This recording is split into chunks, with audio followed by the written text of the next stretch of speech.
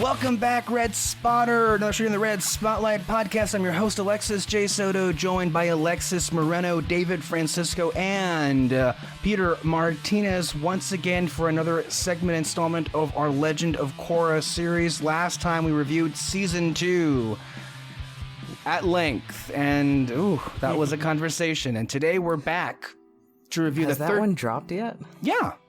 It's been available all week long. Have you not noticed our feed? I need to go back and listen to that. Yeah, it's up there. And today we're talking about the 13 episode season 3 of The Legend of Korra, which was much better received when it was released. Mm-hmm. So that's our show today on Red Spotlight number 267. So season 3 deals with the immediate aftermath of Korra's decision at the end of Season 2 to leave the doors or the bridge between the spirit world and the regular normal world, if you will, open, where spirits are now living kind of, living together and shit. Yeah. And chaos ensues. There is Zahir, who's the main villain. There is anarchy. And a lot of really cool explosions. So yeah. I don't know where we want to start with this season. It's kind of an interesting one. Yeah? You're dragging this recording into the ground, so I'll go ahead and take over. This is the second time. This is the second week in a row where I've completely acquiesced to you, and you wait 5 seconds, and you somehow insinuate that I'm like dragging the show down. I literally tossed it to you. You're not taking it away from me, okay? I mean, we can agree to disagree. Yeah, we definitely will. Now, shut up and talk with whatever you're doing. God. I want you to know that I do this for your own good. Who are you talking to? The audience? Like, is this for their own good? Well, for their good too, as well, obviously. Yeah, I'm sure they're getting a laugh out of this. Korra, Season 3, as I previously tossed to you. Peter, explain this season. The Legend of Korra, Season 3. Oh, you know what? We never talked about this. This is a bit of a sort of thing. The only reason it wasn't called Avatar, The Legend of Korra, is because another movie had come out around that same time called Avatar. So several movies have been one called Avatar. The big one. Yeah. So the James Cameron movie, not the Last Airbender or Shyamalan movie. No, because Shyamalan's movie was called The Last Airbender, but not Avatar, right? Avatar, right? No, yeah. It was just called The Last Airbender because of Avatar. And then when they did the Korra cartoon, they couldn't have Avatar as Avatar, The Legend of Korra. In fact, if you go back and look at the original trailer for The Legend of Korra, the title is actually The Last Airbender, The Legend of Korra. Oh, wow. Which is like if you called the movie A New Hope, The Empire Strikes Back. The Last Airbender, The Legend of Korra? Yeah. Really? That's horrible. Yeah. I think they quickly realized, no. You know what's the sad irony about all that? I mean, yeah, Avatar was big at the time and it made it was the highest grossing film for a whole decade.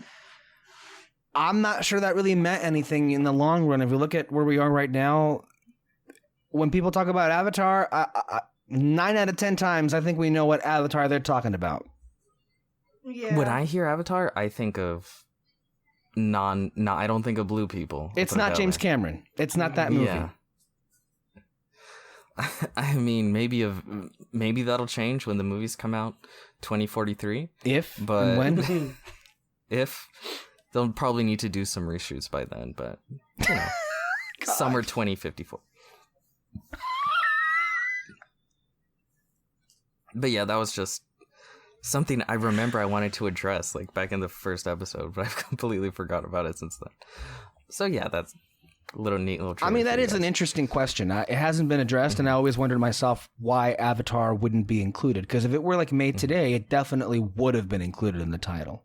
Avatar: The Legend of Korra, I feel. I think even today I feel like there would probably be what's it called? Legal issues. Probably. With calling anything Avatar now, especially now that Disney owns Avatar. They have a fucking I Disney don't like section. calling it Avatar though because of that confusion. Yeah. Mainly because James Cameron really fucked it. I don't like the Avatar movie, so I don't like when people are like, "Oh, the blue people." No, that's not what I'm talking about. Never am I talking about that movie. Yeah. Well, most people, I think, offhanded, usually say The Last Airbender. But I kind of like the Avatar, because in the show, they say Avatar like 500 million times. So it's like, yeah, it's Avatar. It's all about the Avatar. But yeah, fuck it, whatever. The Legend of Korra Season 3. One thing real quick, to make sure people don't forget this. It's important to this season. Oh, okay, what's important?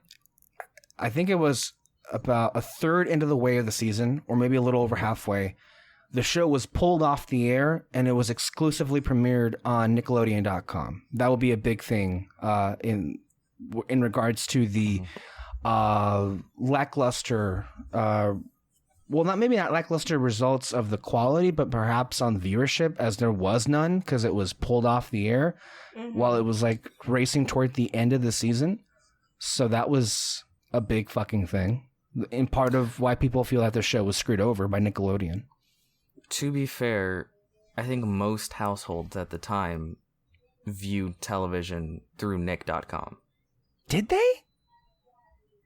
At the time, Netflix was starting. Oh, you were being sarcastic?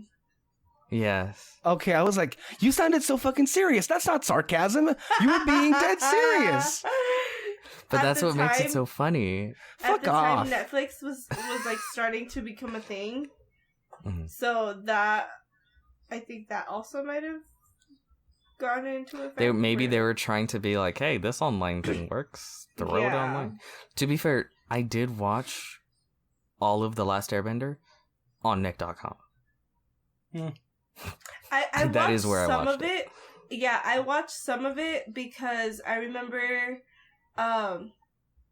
it was like right after I watched it for the first time. I wanted to rewatch it, but I didn't have the DVDs then. So I went online and I was like, oh, they're on here. Let's go. Remember when they would just drop shows online like it was nothing? And now it's like, pay me $5.99 an episode and then maybe you can watch. Capitalist pigs. Anyway. Well, that's very in line with this season. I think just overall views a little bit before we get into the nitty-gritty. The Legend of Korra Season 3 is easily... Oh, wait, Alexis, move your head. Alexis.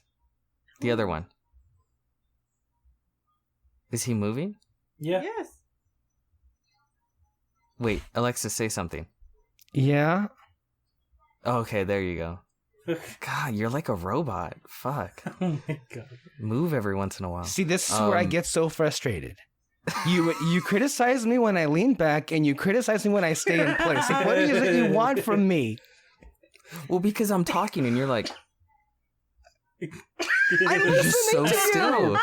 I'm You're listening so to you. still. You're like a statue. And I think... and because we have such a history of this shit crashing, I get worried that I'm going to talk for 10 minutes and then realize that this shit crashed 10 minutes ago.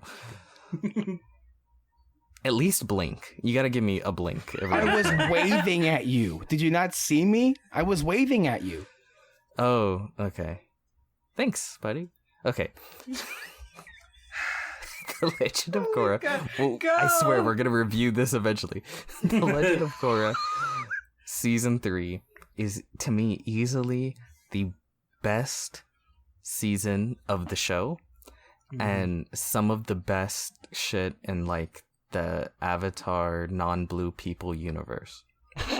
You know what I mean? Yeah. Like including the comics and the Last You don't even Airbender read original the comics, show. so you can't say that. Yeah, but I just know it, okay? When you know it, you know it, you know? I love this season. I think this season is fantastic. I think this is the season where everyone involved kind of realized what show they were making all along. And it really allowed them to focus up. And I think that even continues into season 4, even though I enjoy season 3 better. But no, season 3 I think is absolutely fantastic. Well, I mean, they knew they were gonna make 2 seasons, and so I think that just basically just gave them enough time, because this could have been like easily 1 season, like both season 3 and 4. So you could really tell that they had an idea going on now, and like an end game.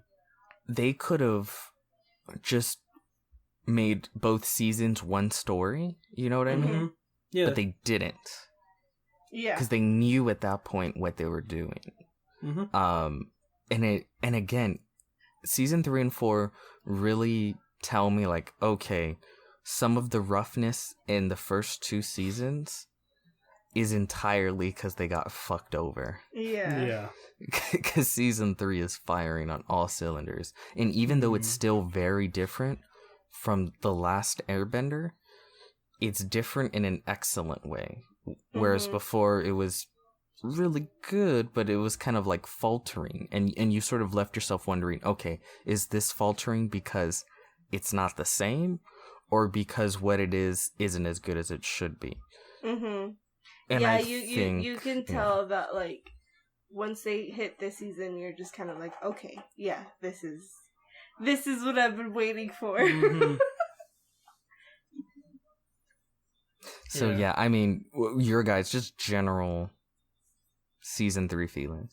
No, I mean, I agree. This is probably one of the best ones in the whole series, and I think it's a pretty good like wait for it type of thing, because as rough as the first 2 seasons are, you know they were kind of leading up to this, of like whatever they were trying to do.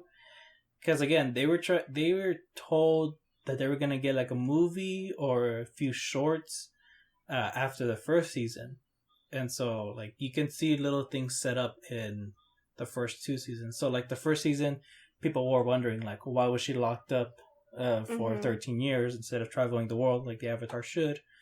And then they kind of answered it in season 2, saying like, I think it was her dad that like locked her up, and she thought it was the Aang that said that she should be locked up. But then now we get a real answer in this. I mean, we'll get to it when we get to it.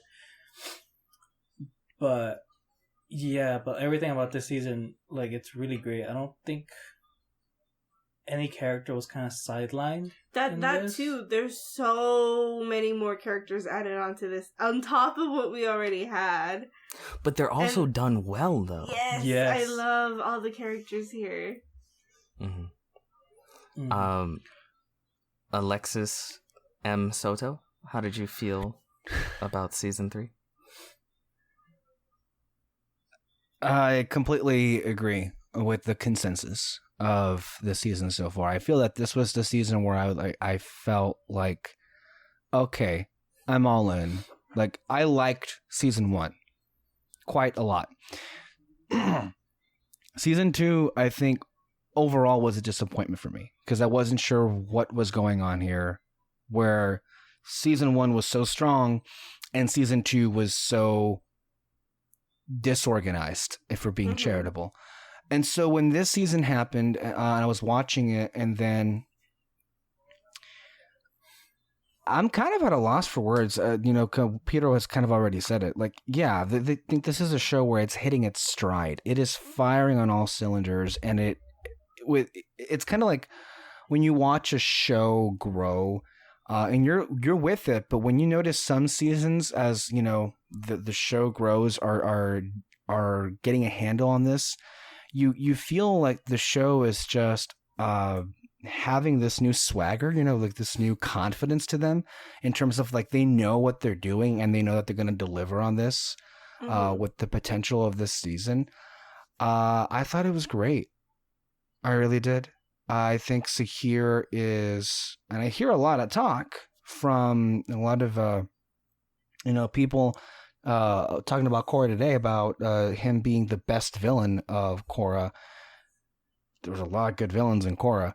That's saying something, but yeah, look, this was, I think, to me, a complete game changer for the legacy of the show. And it introduces, I think, characters that are fascinating, multi-dimensional, and it completely, I feel, Peter said that, the creators and, the producers are like, all right, this is what this show is. This is who we are. It also very much felt the same with the characters themselves and kind of like really learning their place, their dynamic in the group of this ensemble, and them kind of coming into their own in different ways. I think of like, it was a great season for Tenzin, Janara, Korra, obviously, and I think this really redeemed a lot of the missteps from season 2 when it came to Team Avatar in particular. We got that team dynamic back in better than ever. So in many ways, this was a game changer. This was an incredible season of television, and I don't think I can recall a show that has ranged this vastly in terms of quality. If you go from seasons 1, 2, and 3, you almost kind of have like a whiplash effect. Because season 3 really redeemed the show. Saved it, I think, is a better word for it in terms of like the direction that it was going into. I love this season completely. For me, I want to start at the beginning of the season just because one of my few semi-criticisms for the season kind of starts at the beginning. And that is the return of the Airbenders. How did you guys feel about the return of the Airbenders and the whole let me say one thing. Them being birthed. I thought what you were going to say as far as the criticism for the beginning of the season was spirits living in this earth now, and in places like Republic City, the people being pissed about that and all of the aggravations that's coming out of it. I thought your concern would be that they didn't really explore that through and through. It was kind of like in the first episode or so, and then the rest of it was more of Zahir and Korra and everything. I love that they didn't address it because I don't give a shit about that. Also, though, like it's, I mean, it is kind of addressed, like you said in the first episode, but it ends off with her just saying like, the spirits are here to stay. Get over it. Basically. Yeah. And so, I don't think there's really much you can do with the spirits living there. Like, they really are just animals living in the wild, and like they can't really do much about it. I like the way that aspect anyway played into, and I kind of want to get into this a little later, is sort of her dealings with government officials. Because that's basically what that Vine shit in the beginning was there for, I think. Yeah. So to the question about airbending, not to derail you, but you said you were gonna. No. I wanted to get back to that anyway. Yeah.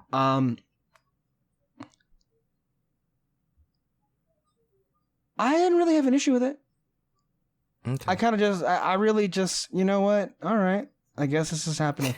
I don't remember myself feeling like, oh, this is a big thing, or this is like something that, I mean, it's interesting. I didn't expect that. It was hilarious, the reveal of it with Boomy in particular, when he reveals to everybody that he can airbend. So I was kind of sold on that. To me, what sold me about it was Tenzin's reaction to it. There was a very emotional moment with him on Airbender Island where, you know, he's like, you know, Dad, if only you were here, you would have loved this. And you know what it meant for him to, you know, finally, you know, fulfill his father's dream. I think that for me was the fulfillment of this storyline, you know, happening to an extent. And of course, the frustrations and the tribulations that come with that. So I didn't have a problem with it, at least not that it occurred to me. Yeah, no, I agree. I can probably understand a little frustration from others. I mean, depending on what you're going to say, Peter. But yeah, I didn't really have much of a problem with it, especially because of that one scene with Tenzin looking at Aang's statue, and then he's talking with his kids are like, we're going to have new airbenders? Like, holy shit. Geez. And then just, like, the part that kills me the most is when he goes like, I just hope I can like teach them well or something, or like hopefully bring up this new generation upright. And then Milo's just like, we'll help you, and they all give a group hug and everything. It's great. I don't know if you guys watch the show. It's an awesome show, so you should watch it. But like the family dynamic of like Tenzin and his kids is so Bob's Burgers. For sure. Honestly, yeah. Especially like those few scenes with the wife. Yeah. Can't remember her name. But like she's basically like the wife in Bob's Burgers.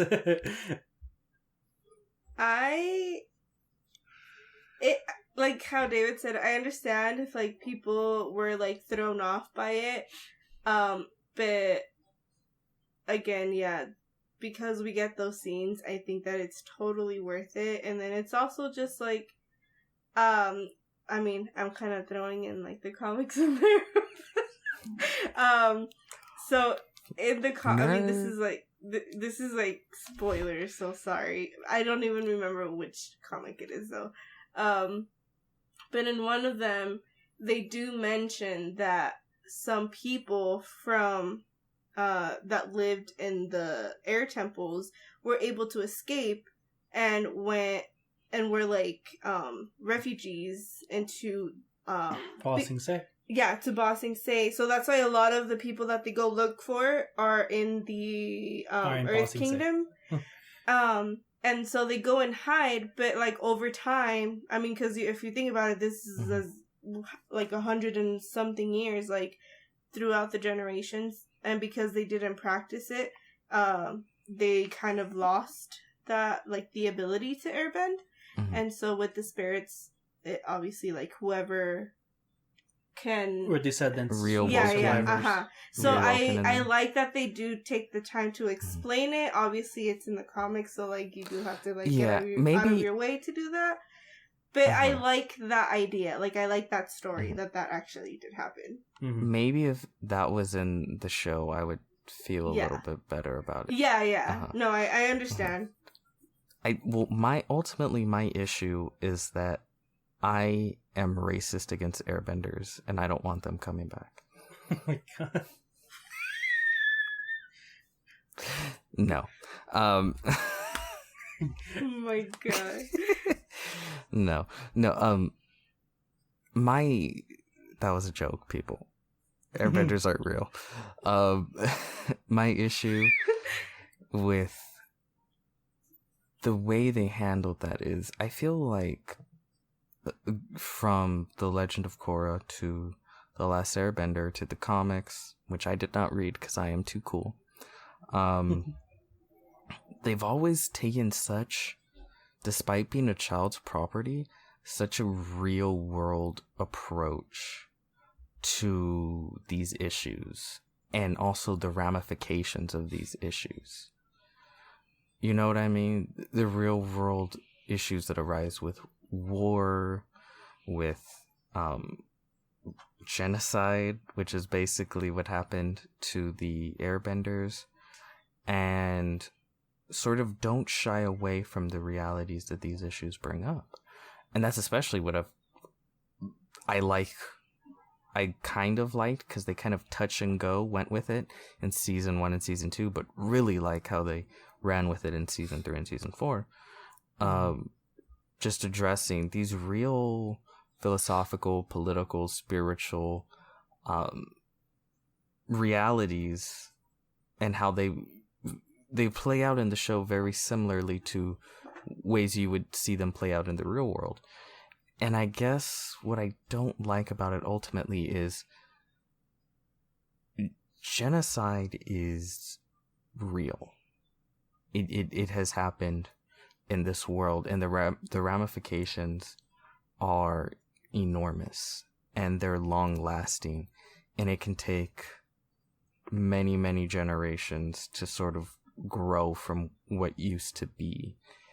And this sort of cheat code shortcut to actually we're just gonna magically bring the airbenders back, guys, kind of cheapens the loss that was the airbenders, you know, and the way the world had to grow without them. And it's sort of like a like a cheat code to bring them back or something like that. And so on a certain level, it kind of feels wrong to me, because I know in the real world, that kind of shit, there is no convergence to like, hey, all this that we lost can magically be brought back. And I feel like this world is so good at not pulling that kind of shit that when they pulled it here, it did feel a little off to me. And like you said, I think maybe that Descendants thing could maybe have worked better if they addressed that in the show in my mind. But yeah, that's kind of where I'm coming from. I don't know how you guys feel. No, I mean, I agree. Like, you made that's a really good point, honestly. Peter does that every now and then, I feel. He has a couple of good points. You mean every episode, bitch? I mean, I guess like my answer is the same as all of them, is I understand it. That's a good point. I just don't care. I do care about this world, and I do care about this season, and you make a valid argument. I didn't feel the same way. As great as like we love Tenzin and we love his reaction to this whole thing happening, I mean, in a little way, it's still kind of sad because Aang literally doesn't exist anymore. He like thanks, Korra. Because of Korra, like there's no connection to the past avatars, so we really can't see his reaction to all this. It's like, so it's kind of like, it's a weird thing, but also a happy where you're thing like, for... yes, like they're back, but it's also kind of tragic because the one person you wanted this to see all of this happening is not there anymore. Yeah. Korra joins the ranks of worst female successors ever, along with Rey and Bonnie. Bonnie? From Toy Story. Oh my god. I'm like, who's Bonnie? Yeah. She said she'd always take care of Woody, and what did she do? Throw him in a damn closet. You bring up a good point, that That Bonnie sucks, yeah. Well, apparently they all do, because apparently there hasn't been like a single female successor to a male character in the franchise that hasn't been met with such overwhelmingly negative criticism. I'm trying to think of one positive like successor, and I can't think of one. The answer is to cancel women. Women. First of all, though, the thing with Bonnie. Can we not get into Bonnie? No, we're not going to get into Bonnie. We're not doing Bonnie. I'm defending her. I'm defending her, okay? She's a freaking child, okay? Like, I'm pretty sure I lost more than half the toys that I got when I was a kid. She's a freaking toy, so forget about that promise she made. You know what? We really need to get into this. I appreciate the defense, but you know what? We can't get lost here. We have such little time to get into. Let's get back to the point, Peter, about your criticism. God. Okay. So my point with Bonnie is going to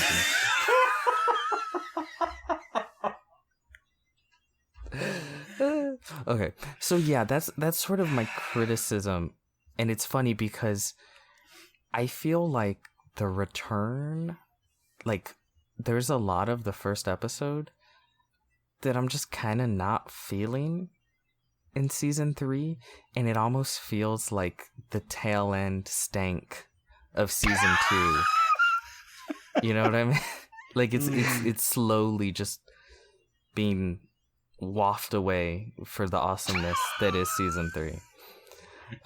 Because it starts with, again, like immediately You bringing mean the back same way that Airbending. JJ did with The Last Jedi, or with The Rise of Skywalker? Oh. But, So about the Bonnie. opposite? Yeah. No, because yeah, it starts with like the vines and spirits and bringing back the airbenders, and I'm like, oh no, I don't Honestly, want like, this. Honestly, wouldn't be surprised if like what they did in season 2 was to try and bring back the airbenders. Like, Yeah, maybe they had that idea by the end. So yeah, I don't, but I will say, while I'm very iffy on the decision to bring them back, once they are back, the story that follows with like, okay, what do we do now that they're back, I really enjoy. yeah, Like, I like the fact that most of them are like, bitch, like, I'm not picking up and leaving my family and like my job and my work to go be a fucking monk in the mountains, like this culture that I've never known and never grown up in. Like, fuck off. yeah. Like the fact that they met, because like, yeah, like that is what would really happen. Like, think about it. If tomorrow you could airbend and then a monk shows up like, hey, drop everything in your life and come join us in the mountains, and you're now a vegetarian. I mean, that's the And Jedi, right? you were- That's what the Jedi do. Except Yeah, they take but- you from birth, so you don't have a I was gonna choice. say, the Jedi are considerate to not even give you a choice. You're raised in it. You're molded by it. But with them, it's just like, like, I can't remember. It was just some like farmer dude, and he had a wife and kid. Yeah. And then what's so great is like Tenzin's just like all excited, like, all right. Like, he just assumes people would jump at the chance to be an airbender and like join. Because to him, it's the greatest thing in the world, you know? Yeah. It's everything that he's been raised in and to bring about. So he's so excited. Everyone's just like, listen, I don't even want to be able to airbend. Like, the pho? You know? So all of that and sort of their journey to try and bring about this scrappy crew that by the end, you know, Tenzin learns to be a leader and that he was always sort of really wanted to be and what he had hoped to be. That whole journey and the way his children help him, it's great. Like, that whole storyline is cool. I like the airbenders that they bring in. Janora Garabay this time around. What was his name? Kai. He was brown. What's that about? What the fuck? I don't know. What does that mean? Because I thought, like, he looked kind of Mexican to me. I don't know. Like, I thought it was only Asian influence. That are airbenders? No, like, for the No? entire, Show. Oh, Oh. Alexis is leaning back. He's tired. For the whole show, like, I thought... No, I mean... Yeah, because... Katara? I mean, Korra and Katara are kind of brown.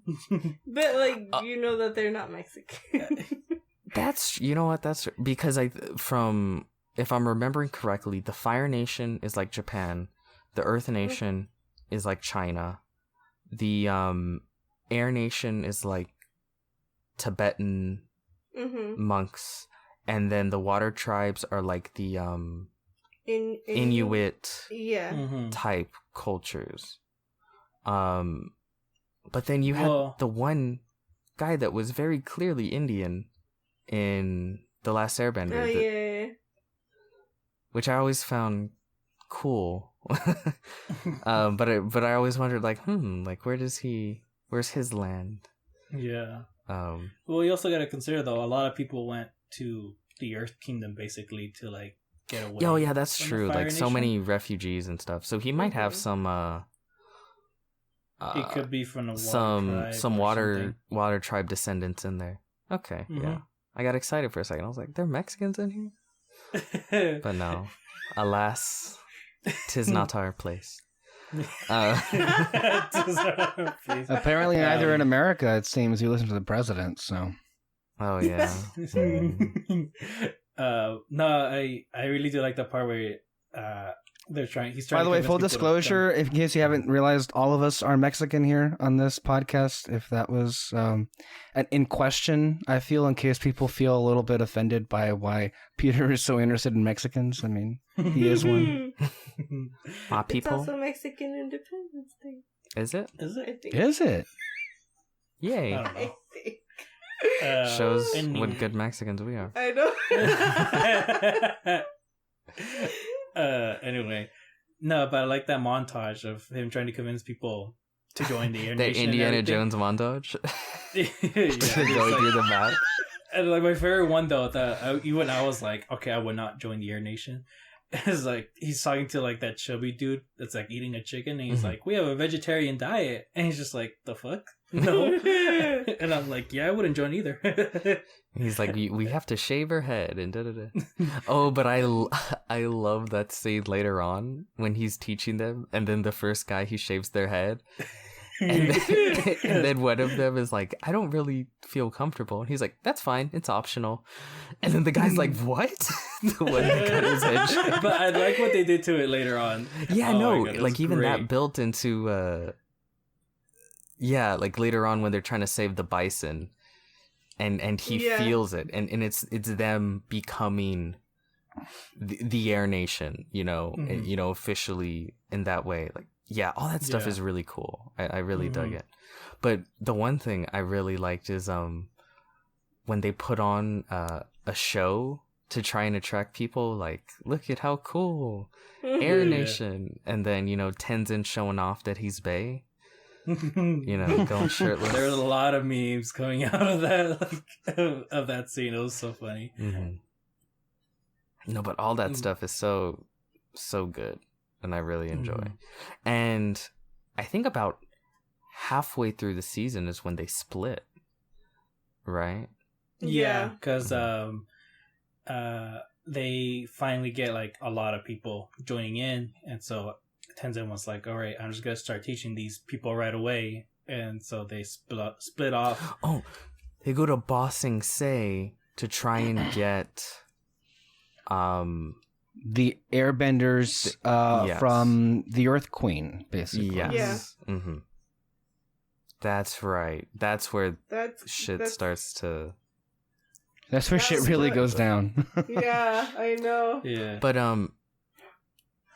again, to bring it all the way back to the beginning with Korra, what I liked with her is, again, we delve back into the same themes we've been dealing with this entire show, but I think they do a much better job than they have before, is the sort of idea of like, in this modern world, where the fuck does the Avatar really fit in? Where she's sort of this extra kind of person that's Mhm. subject to the laws, but also expected to fix everyone's problem. You know, of course, they talk about her polling. Her polling's in the shits because she can't deal with the fucking vines. And you have a president that's kind of inept and isn't moving in any direction and just kind of blames it on Korra. Which, of You know, course, Peter, he fucks did with the her. best job he could, you know? He did what he could. Yeah. If he didn't do what he did, there might have been 2 to 3 million more vines. Okay, that's all I'm saying. And maybe there were that many vines because they were looking for them in the first place. Yeah, because they're looking for them too much. You know, other countries within, of course, this universe aren't looking for the vines, but because they are such good at record keeping of the vines, that's why there's more than other countries. And that's the only reason why. I love that. I hope no one understands what we're saying. Okay, so there's a lot of things going on in the beginning of the season. So There's a lot of things going on the whole show. Well, we haven't talked specifically about though they set up a lot of things. So yeah, we talked about the Airbenders coming back. There's still a bit more we need to talk about, but we'll get to it. And then there's Korra and Asami. They're basically like just quickly They're gal pals. Try to fix. Yeah, they're gal pals now, and I love it. Gal It was pals. so. It's that LOL F men. You know, Yeah. what about us Honestly, two? Unless, it really was. you know, some of that shit. No, I mean, Men I like suck. That scene, We should though. just hang out together. No, Wink, I, mean, wink, I really knock, like knock. that scene though, where they're trying to look for like the first Airbender that like comes out of Republic City, and they're on it. They're taking a drive, and they have a little conversation of Asami going, "By the way, I kissed him when you guys like broke up," and she's just like, "Really? That's cool. I mean, I kissed him when you guys were dating," and she's like, "What?" Oh yeah, And she's it's all just, like, they throw surprised. little She's jokes like, back "Oh." and forth into each other. It was great. Like I really Mhm. like that they just instantly kind of just got over whatever was happening before and just 'Cause wanted to men are become trash. friends. Because men are trash. So yeah, they set up that, and then who was it? Mako? Mako's one's just the fire being one? weird, and I Yeah. kind of love that. Yeah. I think that's the most interesting part of, because his whole thing is just like kind of it's awkward, and he kind of doesn't know how to handle it. And even though everyone else is like, dude, it's cool, he's Yeah. just still kind of awkward about it. And I feel like that would be me. So I connect with him on that level. I understood why he was feeling so weird about it. But yeah, it's funny though that everyone's just like, dude, who gives a shit? Yeah. Yeah, But but there's like other stuff going on with them too. When they go to Bossing Say, they meet their family for the first time. Oh, all No, that yeah, but family stuff is that's- cool, but like that's kind of just like where the character starts. It's just him kind of being like Yeah, him just being and- awkward about and the then- whole situation. Yeah, so like they literally like set it up right from the beginning that was gonna happen. So like when they were gonna go off to find the other airbenders, Mako was just like, "No, I think I'll stay here." And it's like not make things awkward. But Bola is just like we kept saying like, "Dude, it's chill." Like you're the one that's being weird in this whole situation. It's like, what if and let's go to Boss Sig Say. Like, what if we meet our dad's family The over there? extreme And I was like, foreshadowing. yeah, I don't even call it foreshadowing. Honestly, it's just straight up telling you like this is exactly what's going to happen. No, I think it's I like, well, there's a lot of stuff. Most of the stuff before they reach Bossing Say is just them running around looking for Airbenders. airbenders, right? But once they hit Bossing Say, that's when the character arcs start to really come alive, I think. Mm-hmm. And again, what's so great about Bossing Say is, again, it's real world shit. And that's what I've really loved that this series does, is when you enter Bossing Say, it's supposed to be like this majestic, oh my god. And for a second it is. Isn't it always? Until they smell, you know, the disgusting poverty of the outer rims. That's what they're called, right? The Outer rings. The outer rings of Bossing Say, where all the poor live, and you meet the queen, who is just, again, a royal piece of shit. Your definition for just a terrible ruler, and why monarchies are the dumbest idea in the fucking world. And sort of Korra went from dealing with the inadequacies of this elected president in Republic City to the utter bullshit of this fucking monarchy leader. And her trying her best to make the world a better place, and constantly running up against the very real world inadequacies with these kinds of leaders. Like, there's just no better way to say it. And of course that leads perfectly into her whole issue and her connection to the villain Mm-hmm. of the season and all that all shit. So I like how they do a really good job of showing the issues within the world and then dropping the villain hard, who's like, I got a solution, guys. So I actually like the reasoning as to why the queen's like a bitch. I mean, other than just like, yeah, she is really evil, but I also like that conversation that she and Korra had of when they were trying to look for the airbenders, and she brings up like, I can't remember the exact conversation, but it was basically like you just come here and just do whatever you want, and you don't expect me to like get something in return out of it. Like, what do you think this is? And she brings up her who was it? Her dad or Her father, her grandpa? Mm-hmm. Yeah, it was her dad.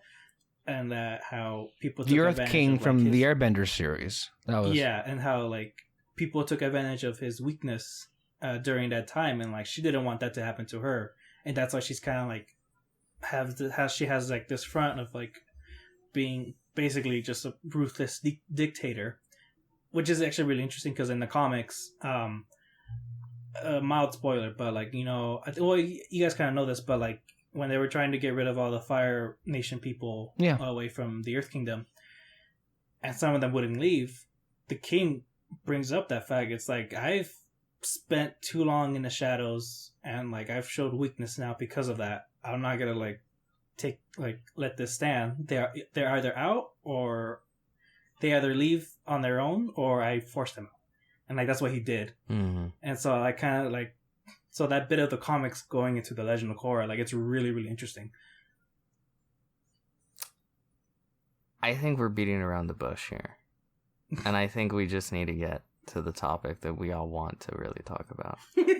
no, don't do it. What do you mean no? I don't know. I'm scared where this is gonna go. I think we all know where this is going. That piece of shit ate Bosco. She fucking ate Bosco. She had to go. Oh my god. She had to go. Yeah. He remembered the name though. Did no one else fucking scream in pain when that bit of information was dropped when watching it? It was a rumor. But then but I believe it. It's a rumor I believe. Oh god. I mean, if she eats Sky Bison, I mean, Oh my god. yeah. Of an angel. Okay. So we forgot to mention one thing in the beginning of the season. Zahir. So. Oh, I guess we can talk about him. Yeah. I mean, I thought it'll lead to. we'd spend more time on Bosco, but okay. But yeah, basically, I can't remember how they transitioned to it, but basically, like, there's like Tenden's all like, I wonder who else has Who else has who else can the airbend abilities? Yeah, and it cuts to a prison on top of a mountain, and then you see Zahir, the prisoner, and just gives this big ass speech about Guru Lahima. Guru Lahima. Yeah, so it is okay, and basically trying to like distract the prison guards, and he escapes by using airbending. And so you're like, for one thing, it was crazy how well he could airbend already, even though it's been 2 weeks since season 2. And I think it was just a really good setup for the villain, basically. What's crazy is how quickly they establish how unbelievably dangerous this guy was. And this was before he had bending abilities. Mm-hmm. So you're like, fuck, like this dude obviously can do damage. Obviously he's a big fucking deal. The White Lotus has him fucking Kung Fu Panda style in his own. It really is some Kung Fu Panda shit. Like, Yeah. when what's his name? that tiger escaped. Yeah. With the feather. He's obviously very powerful. But that was a fantastic start because it's intriguing because you're like, wait, who is this guy? He's fucking scary. He's fucking powerful. Let's see where it goes. And I mean, this continues the trend of what this show was really setting out to do, which is one, it's a airbender villain, which again, this entire show was villains based on every other bending element, including technically non-bending, other than fire. So, and also their sort of corresponding political beliefs align with their bending abilities. So, so both, what was it? Unalak and what's the other guy? What's his Amon. name? Amon, yeah. Yeah, them, both waterbenders want to change, well, basically. Amon technically represents non-benders, even though technically he is... Well, either way, though, he wanted change in the world. Well, they all want change, but the specific change they want very much corresponds to their ability. So, like, with water bending, say, flowing spirituality and that sort of connectivity to nature, very much represented within that dumb motherfucker's name, I can't remember, Unalak. And then Amon, a non-bender, which is just demanding equality, egalitarianism, sort of. So I thought that was interesting. But with Zahir, it's very clearly anarchism, which political philosophical movement that rejects all involuntary coercive forms of hierarchy, and radically calls for the abolition of the state. And like the previous seasons, it also directly tackles a sort of... By the way, notice how it's issue. always people who murder who advocate for that. Just be real. Anarchy in these shows. He is a murderer, and he's advocating for anarchy. Murderer, I mean, but I feel like people severely don't understand the philosophy of anarchism. They don't understand philosophy, period. They don't understand it. Well, like, remember when people were calling Amon a fucking communist. Like, that's not what communism is. But by the way, are we sure? Like, I don't want to drag it back to Bosco, but like, how the fuck could that bear out? Hold on, how could he outlive the Earth King? He clearly didn't. You're saying that the Earth King let his daughter eat the bear? Well, think about it. His most prized possession. If the king died, let's say, I don't know, just a few years after the events. I know he's still alive in the comic. Hold on a minute. Okay. He was. I just saw this apparently source. He was 25 in Airbender. Yeah. Okay, but he could die from non-natural causes. They don't got modern medicine. Okay. Maybe Bosco turned on him. You don't know. We don't know I mean, okay, I take that back. Bosco would never do that. How would the bear? What? Bosco is loyal as fuck. Okay, he would never do that. But I don't know. You could get, I don't know, typhoid. What's a disease? I don't know. He could have got it. He had no family. I feel at the time there was no family with him. It was just Bosco during that era. He could have had a daughter. Okay, fine. Let's say he gets a daughter. By the time, because they're monarchies, they can literally take over at any age. She could be 5 and take over. But let's say she's like, I don't know, 12 when she takes over. Yeah, I could see her fucking eating that bear. I don't know. I mean, she trapping people to make. I can money, see her so, do you it. know. I just don't want to believe it's true. Okay, I need to don't hold out either. hope here. It broke my heart. I was ready to be done with the whole show. Luckily, something happens later on where it's like justice Oh for my Bosco.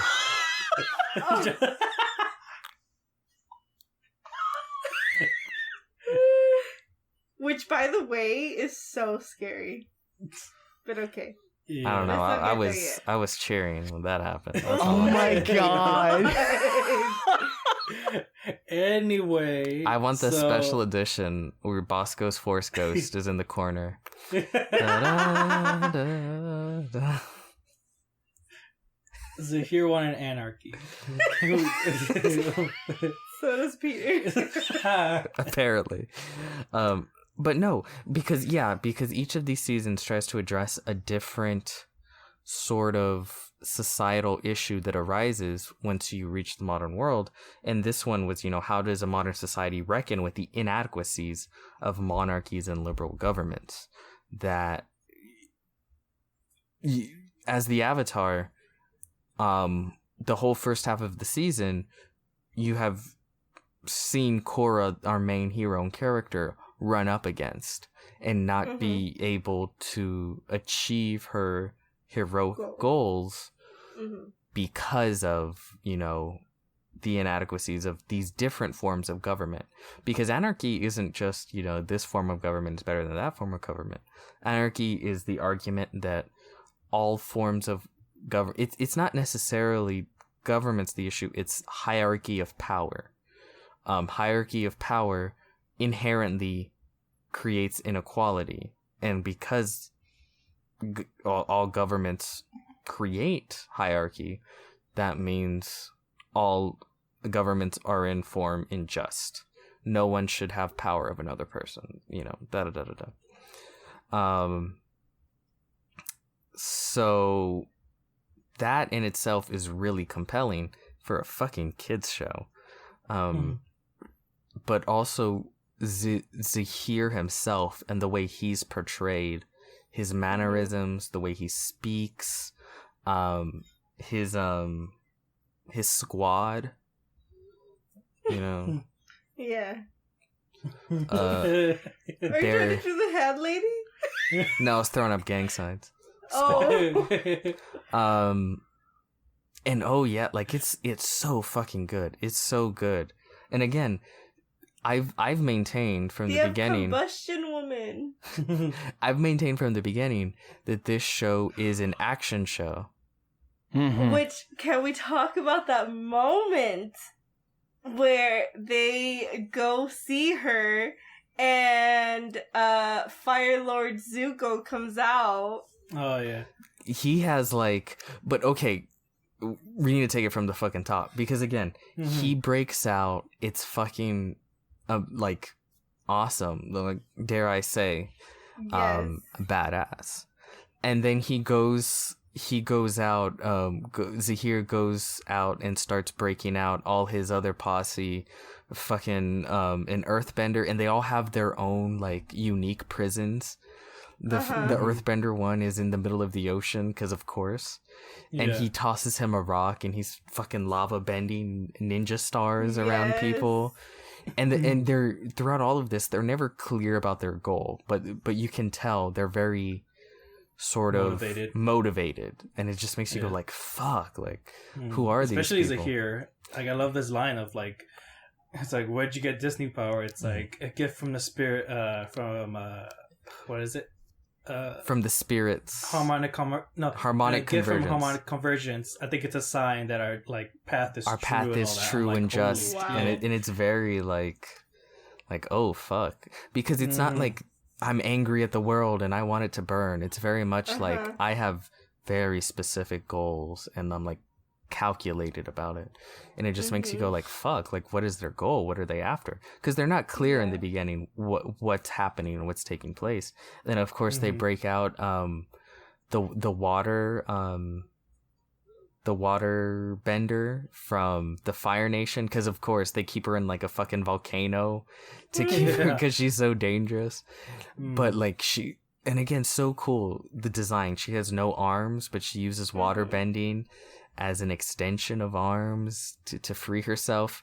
And of course, again, very action movie like, you know, fucking up close shot of the face, side view, like she escaped. Da da da da da. Commander Zuko. And Zuko's just looking badass, and he turns around and he's like fucking walks into the sunlight where he's off to ride off in his dragon, like, I must warn the others.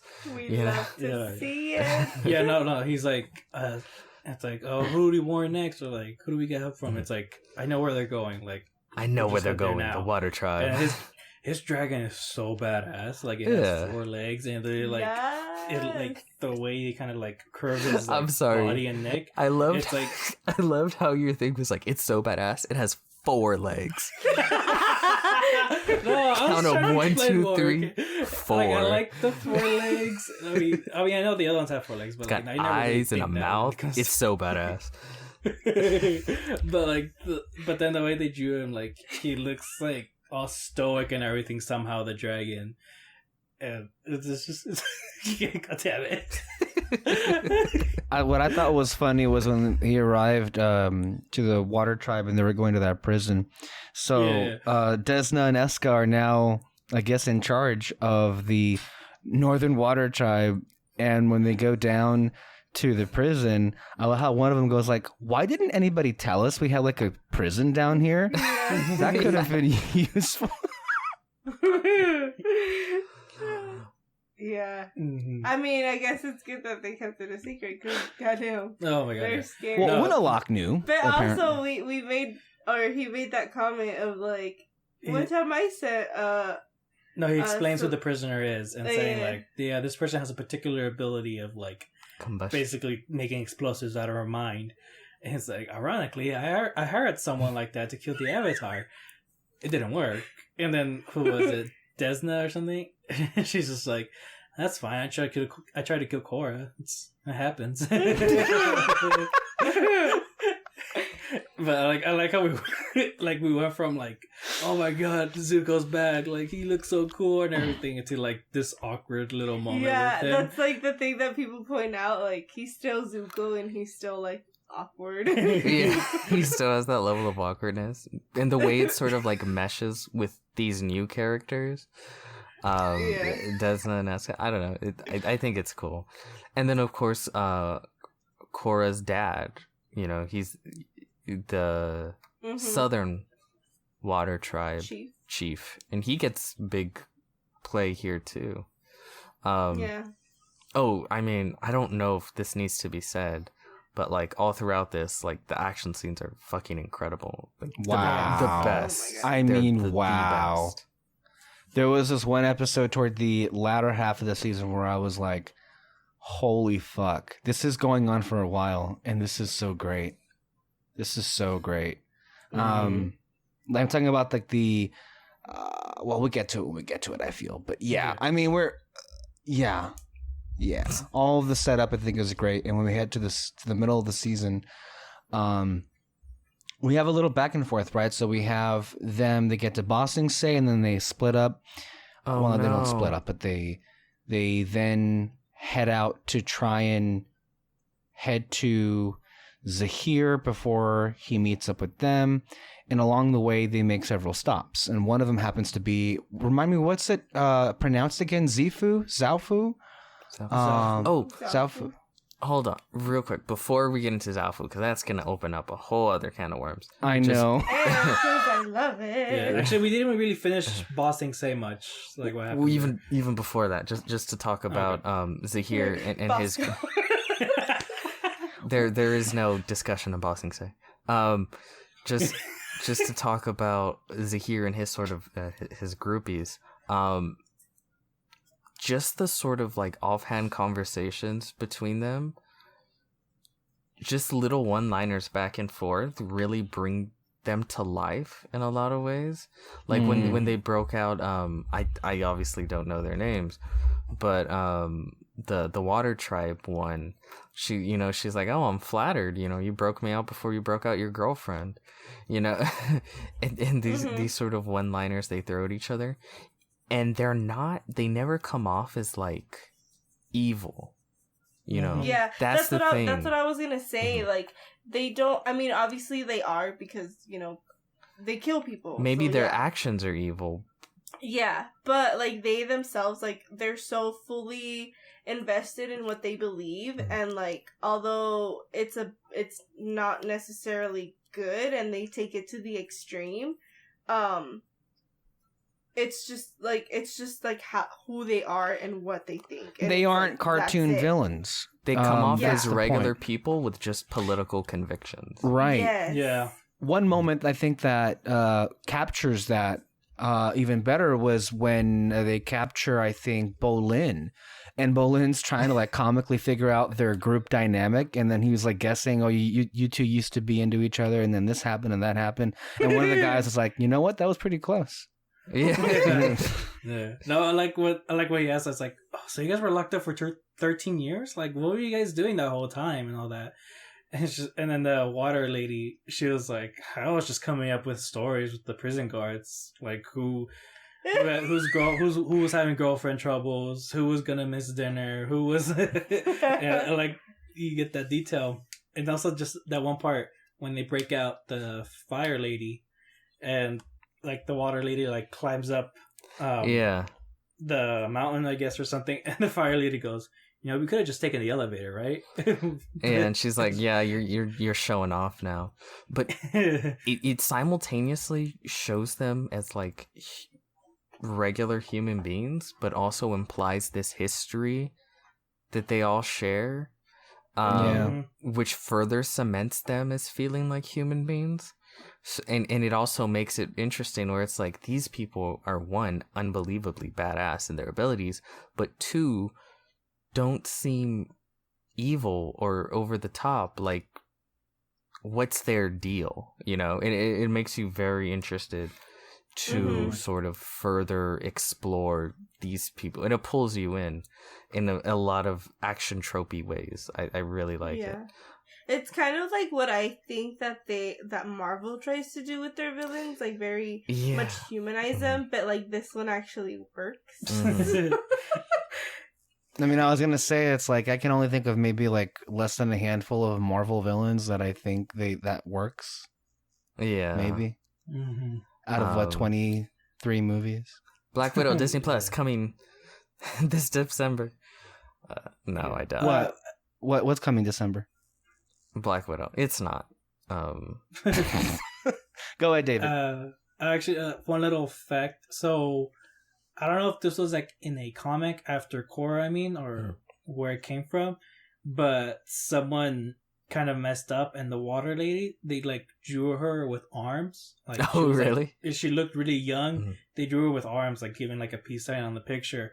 But I think it was like DiMartino or something being like, "Oh no, she never had arms to begin with. Like she was born without arms." Oh, okay. Yeah. So I just I thought that was a pretty cool fun fact about her. Yeah. Oh, that's cool. Yeah, we need to get back to the main topic. Yeah. Whether or not they ate Bosco. we don't know. But the real... Anyways. Okay, fine. So let's get back to Boss Sing Say. I think we're caught up right there now. Yeah, right? I think we are. We haven't said that they all show up and cause mayhem, and Zahir comes in and sucks the air out of that lady. Wait, whoa. We're not even. Wait. We're not there yet. Oh. I know. I thought we were gonna be done with Boss Sing Say. Okay. No, we still haven't got to like the part where she imprisoned all of her airbenders. I already said that. Yeah, I mentioned it, but we didn't. But what about Bolin and the whole family and Mako? Yeah, whichever one you want to talk first. It's still in Boss Sing Say. Okay. The Mako and Bolin stuff was sweet. I think that was interesting because you see an example there of how the demographics have kind of changed post Last Airbender. It kind of fills in some of the gaps if you're not aware of the comic stuff about literally why it is that Bolin and Mako are they're different from like Firebender and Earthbender and whatever. So that was nice. It was I don't know if it was trying to imply it. Maybe it was used as an example, at least.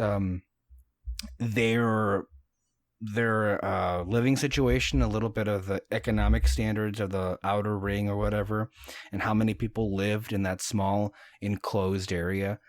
But yeah, I thought that was nice for them to kind of reconnect with their family since they lost their father at Republic City. When it came to the other stuff in Ba Sing Se with, what was it, the Airbenders, right? So basically, the queen got her Dai Li agents to capture any airbender that was around. Yeah, I wonder, like, weren't they supposed to be loyal to Azula, or did they kind of like fuck that bitch since she banished us? Kind of. What happened there? A lot of people seem to go like, wait, the Dai Li agents are still a thing, and this is still an issue, and da da da da da. To which I say, again, much like real history, the more things change, the more they stay the same.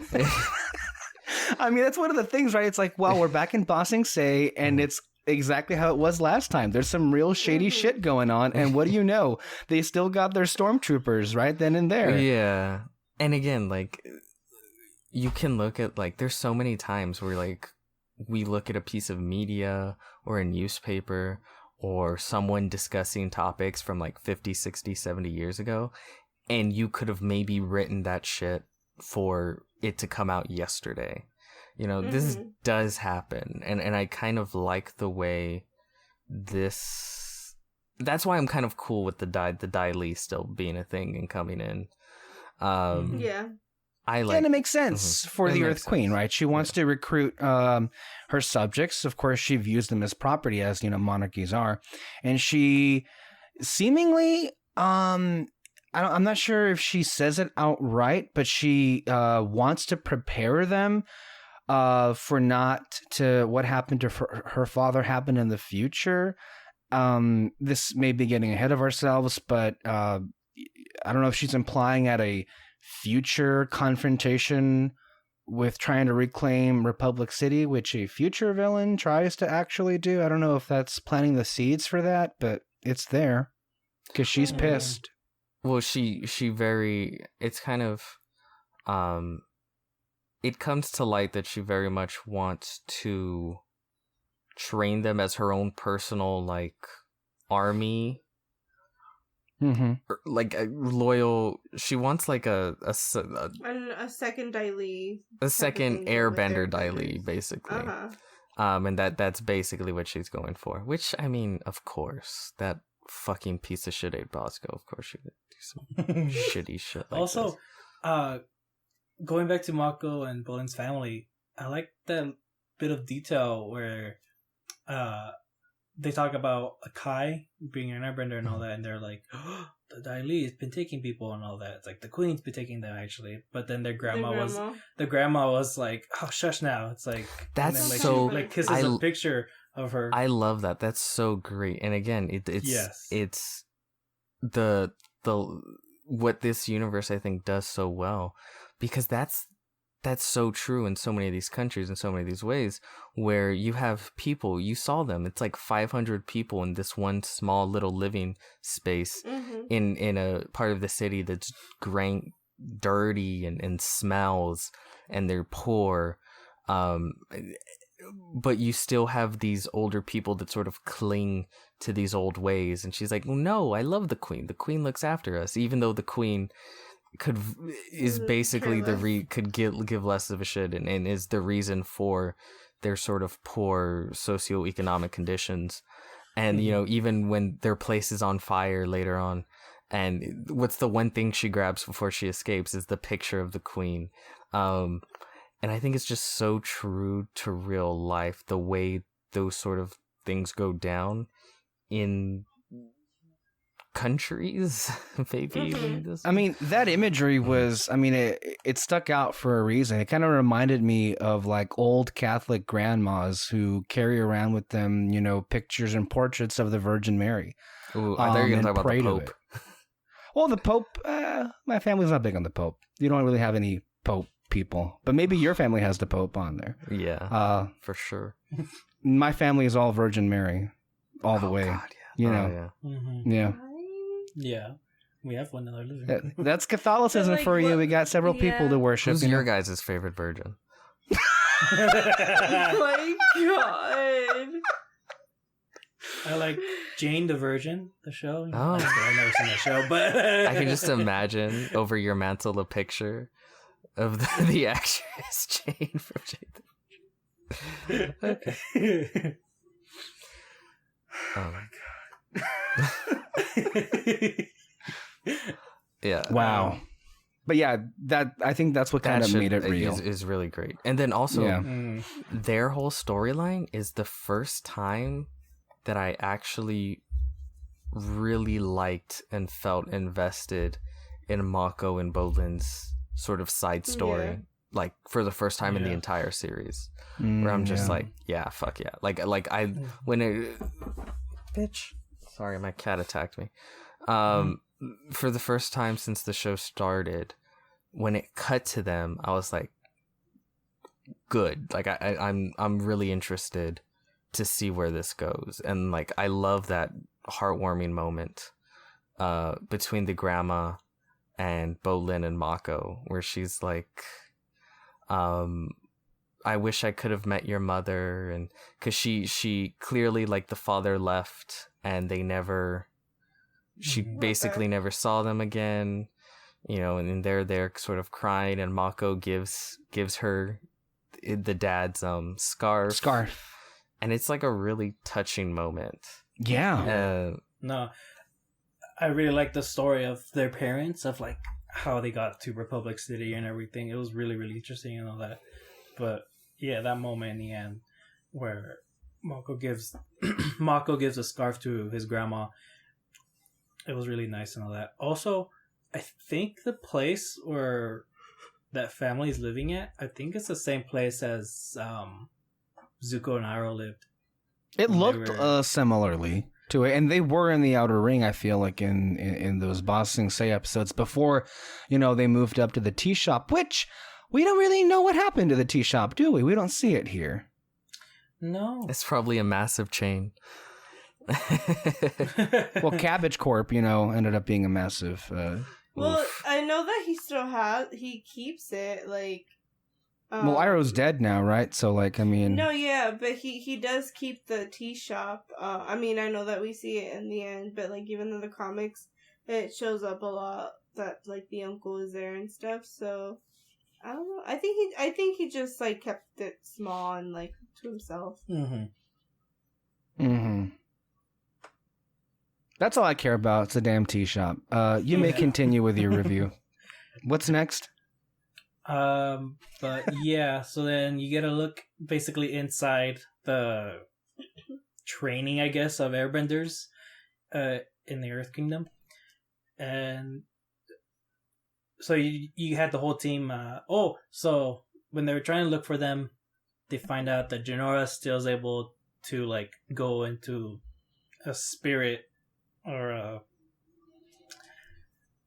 force ghost type of thing still, and they try to look for them and everything. But in the middle of it, Lin goes to Ba Sing Se, and it's like Zahir and the rest of them are out and everything. We gotta get Korra out of here and all that.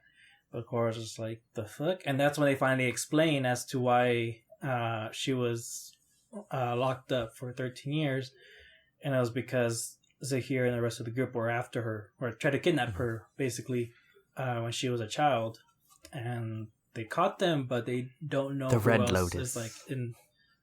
The Red Lotus. Well, we didn't know they were the Red Lotus at the time. Well, he tells Korra. Yeah, he tells Korra later, but, like, in that moment, we don't know, Oh yeah, like- when fucking Tenzin's breaking it down. Yeah. So they really have no idea, like, who else is involved in their team and everything. Apparently they said, like, 13 years they were locked up and being interrogated, and not once did any of them say a thing as to, like, what the plan is, which, like, They build the that's kind of mystery pretty scary. really good as to, like, who are these people? What the fuck? Mhm. You know? Oh my god. I just realized we forgot to mention our boy, fucking the Fire Lord, Grandpa Fire Lord, dropping down the hammer, some fucking fire moves. Yep. Yeah. When they escaped Combustion Lady. He still had it in him. 80 plus. Of course. Still killing it.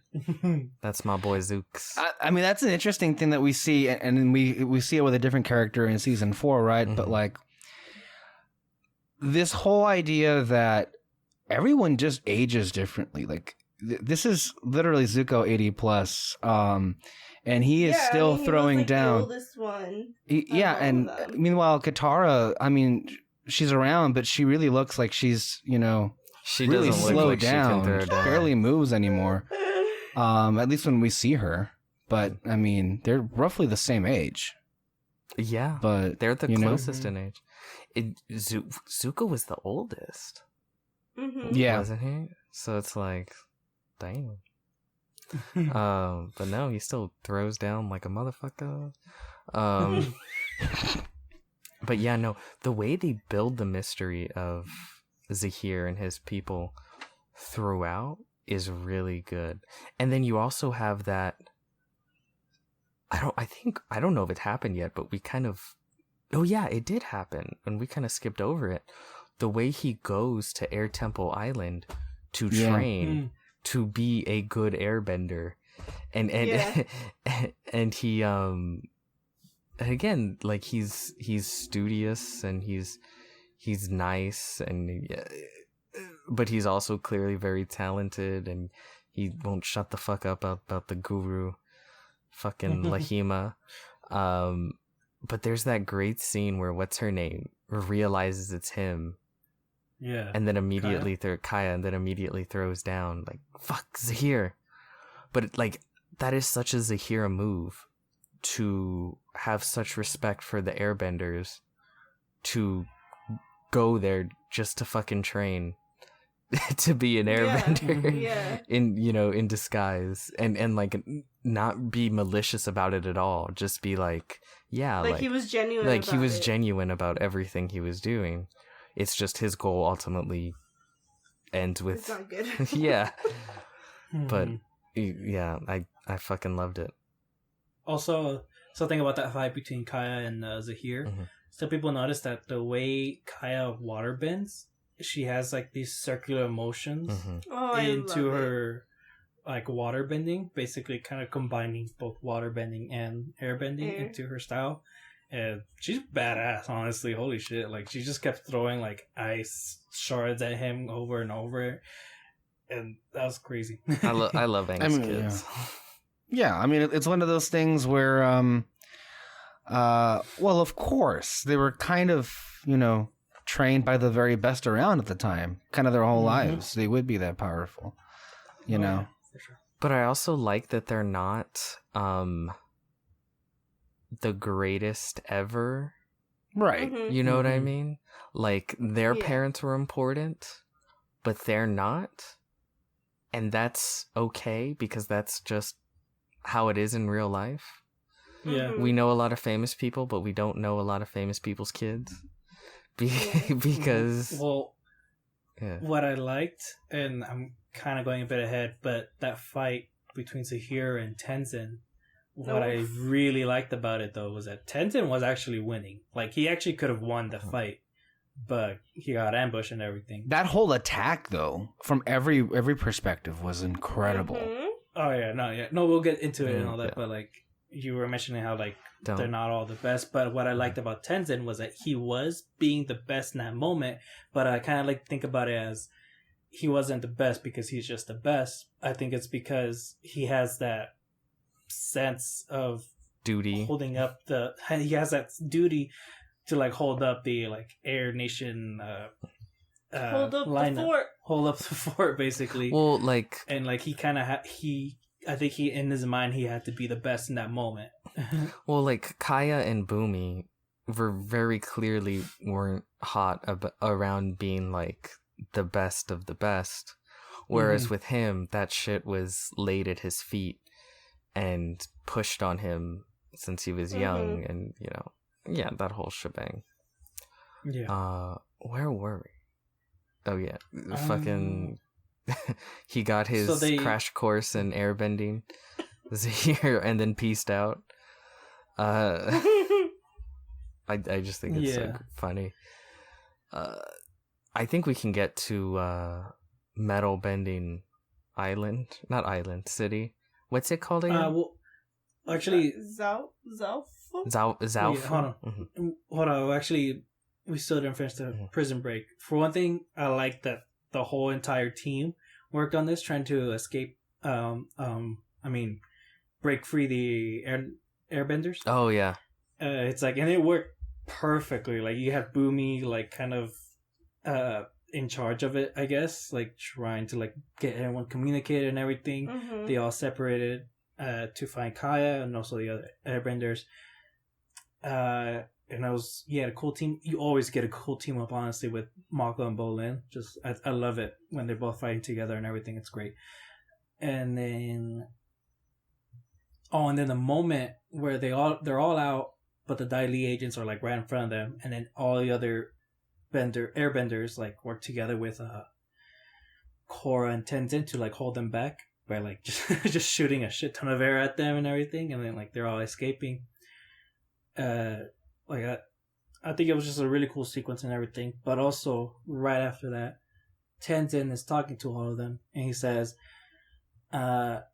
We'll help you find a safe place for you guys, but you can either go somewhere safe or you can come with me and learn to be a part of an air nomad, basically. And then everyone rises up being like, I'd like to join you.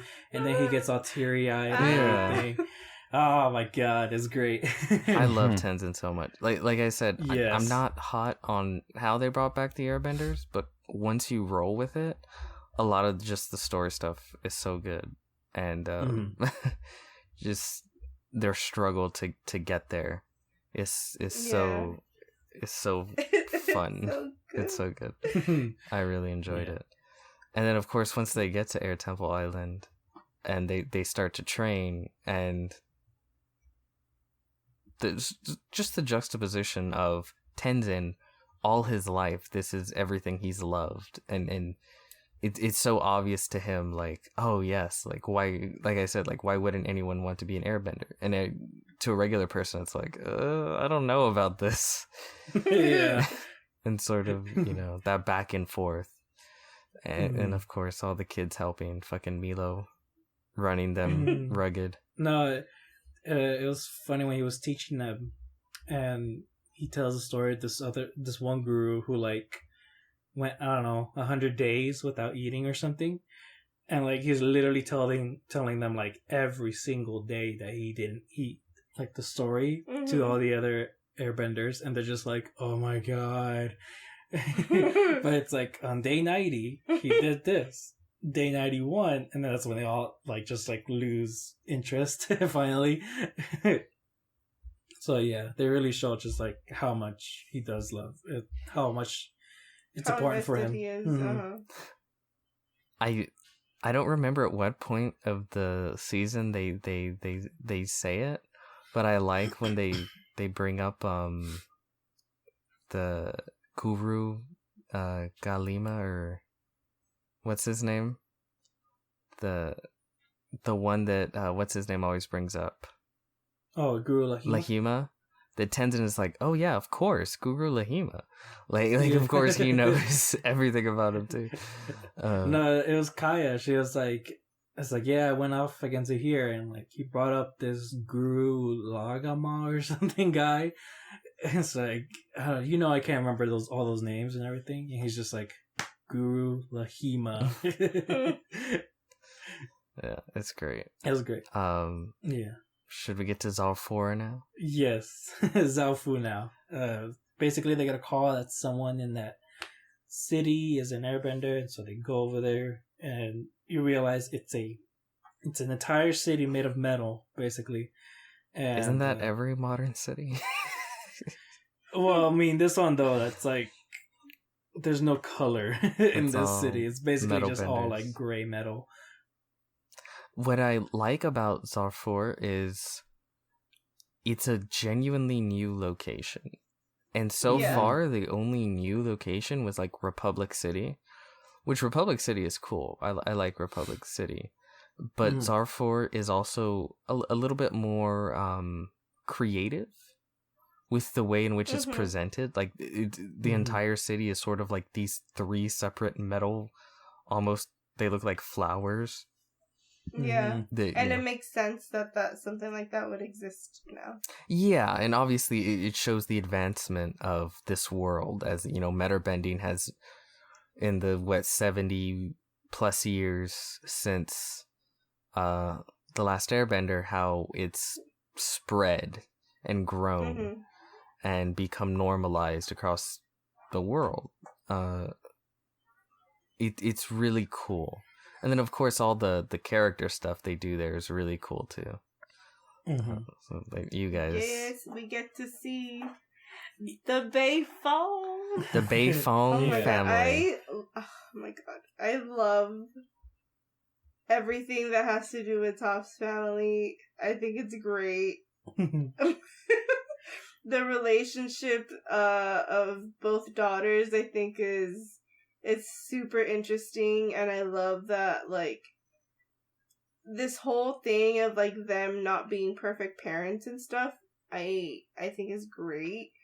I think it makes sense. Especially for Toph. Especially for Toph, I mean. And then, what's it called? Like, even just, like, how they are, and how they were raised, and what led them to be the person that they are. I love it so much.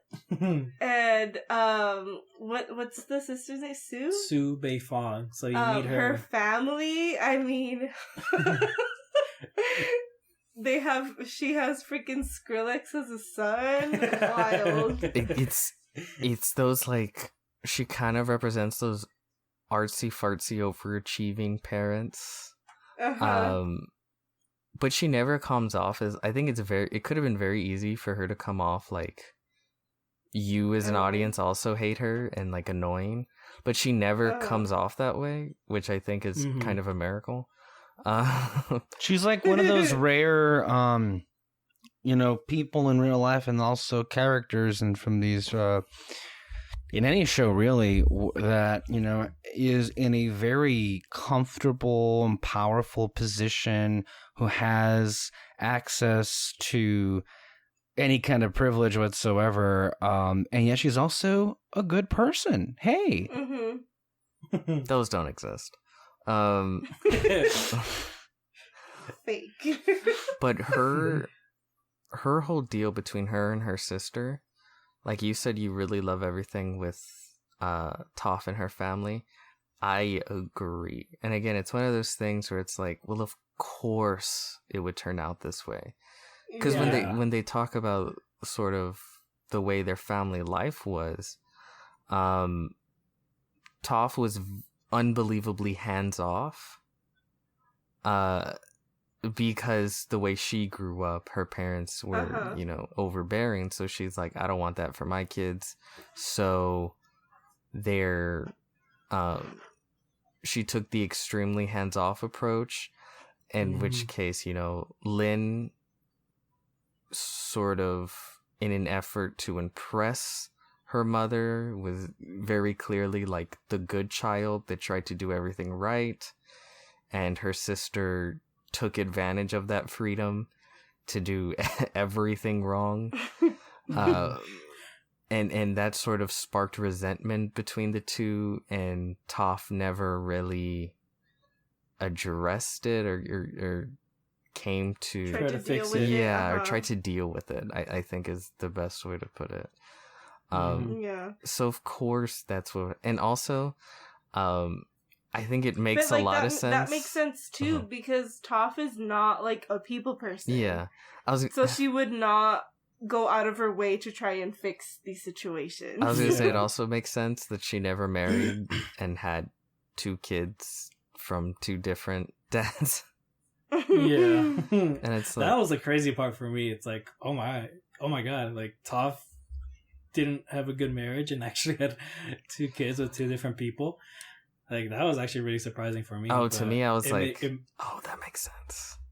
it does, yeah. Thinking about it, like of course she. So there's this thing going on where supposedly. Do we have Sokka's to? Do we the have? dad. Oh God! Do we have to do that? Do we have to do it? I mean, that's like It's addressing so QAnon funny. people. Like, really? Yeah. Look, I think it's kind of the tale as old as time situation with parents to children and then children becoming new parents. I feel like, at least this is from what I can gather, right, is that newfound parents, really take their own upbringing into consideration.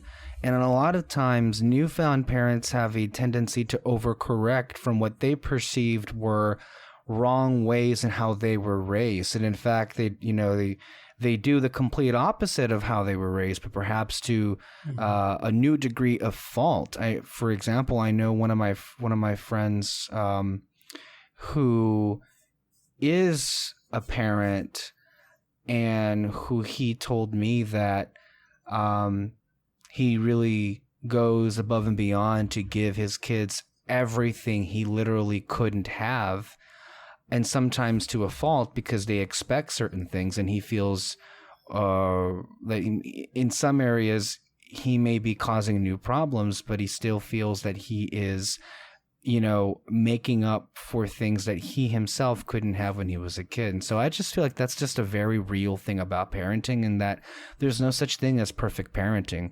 There may not even be a good thing as good parenting, considering all the problems every fucking generation seems to have, and considering every problem that we get to, that every generation hands the other generation over. Not pointing fingers at anybody in particular in today's society, right? This, how vastly fucked over Moreno's one generation is from the other. That old, come on now. She's still part of our generation. What?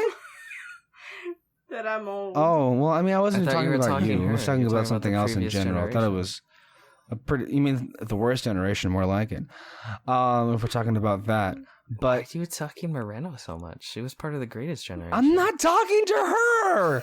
She's not even...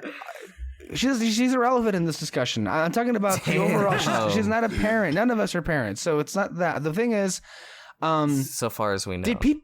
I mean, of course, I guess understandable that considering all the years that we've done shows like these, we have covered a litany of criticisms from fandom that have been on their face completely absurd. And this is just one of those things that I feel like I'm sure people bitched about, like, how the fuck did Toph, why did they make her out to be a bad parent and shit like that?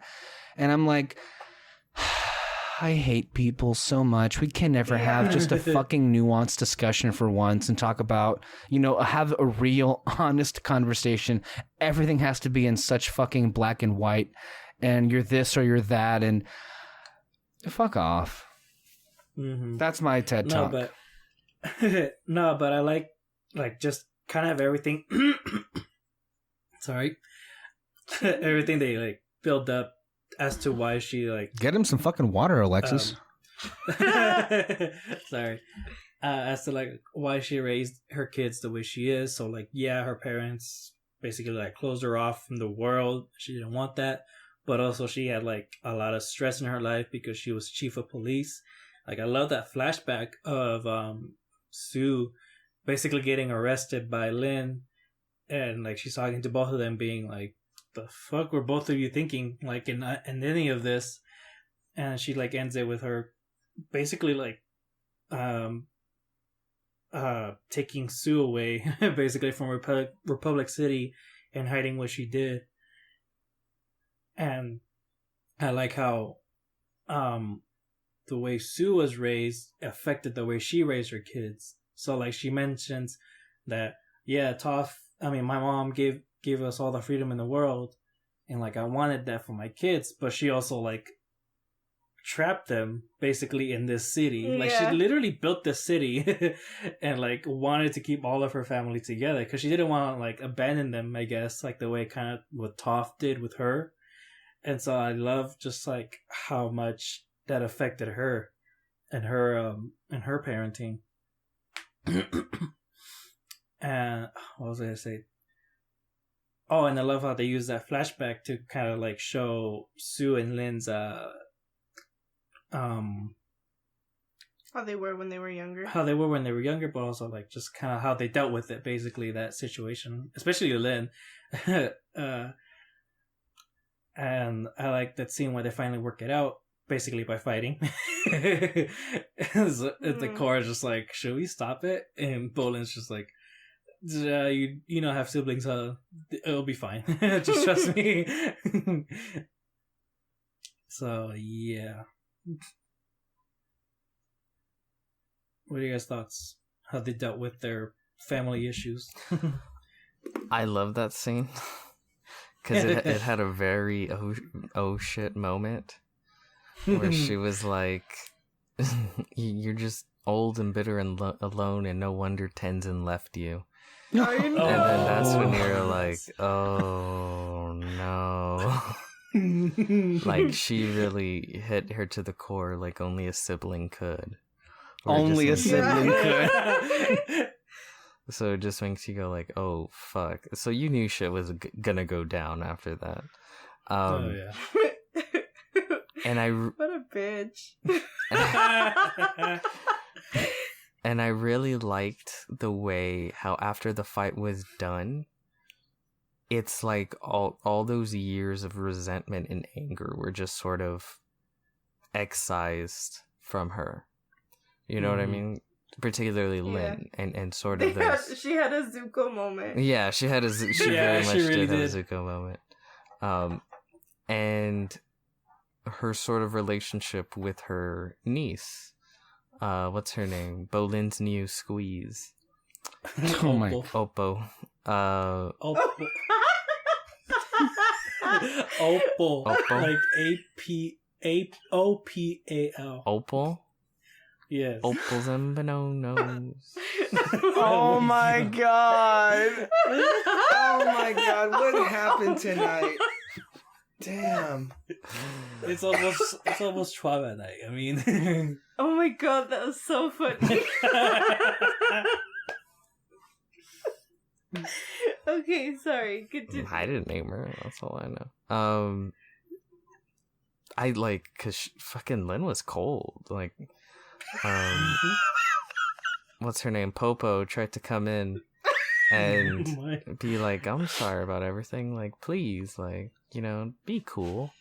And then she's like, "Get lost, bitch." She's like, no. You know. And it's like, fuck, Yeah. Lynn, like, chill. But you could tell, like, she still had that resentment. And then every time Lynn would throw shit in her face, the sister, she's like, hey, like, me and mom made up, like, years ago. Like, I don't, we talked through this. Like, why are you holding on to this?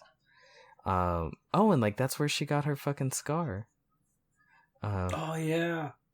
They reveal. But yeah, all that family stuff is so good. And then after they have that big fight where she's kind of able to finally talk through it with her and be like, okay, like, I'm ready to move forward. That was nice. I really like all that shit. A lot of family shit this season.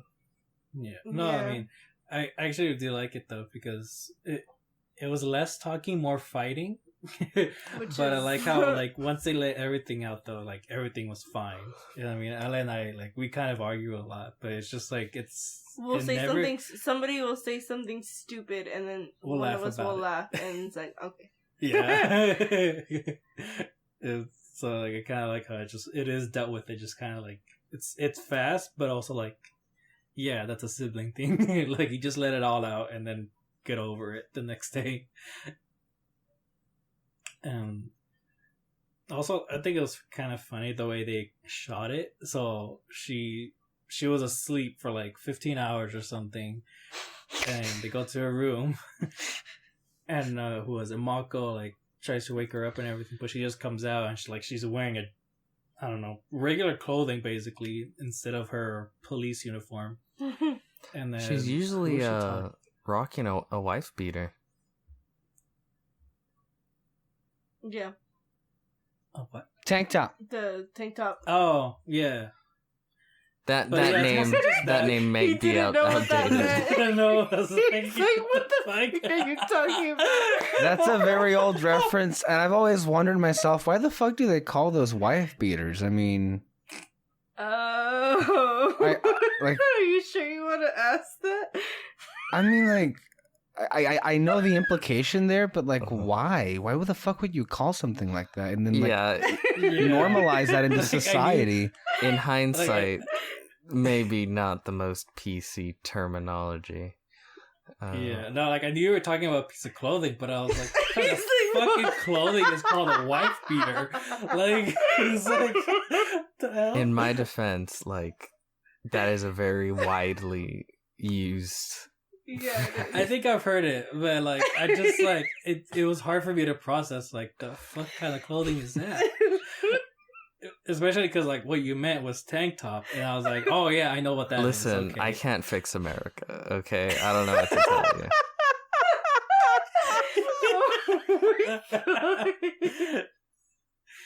Anyway, Oh my god! but I think she's talking to Sue.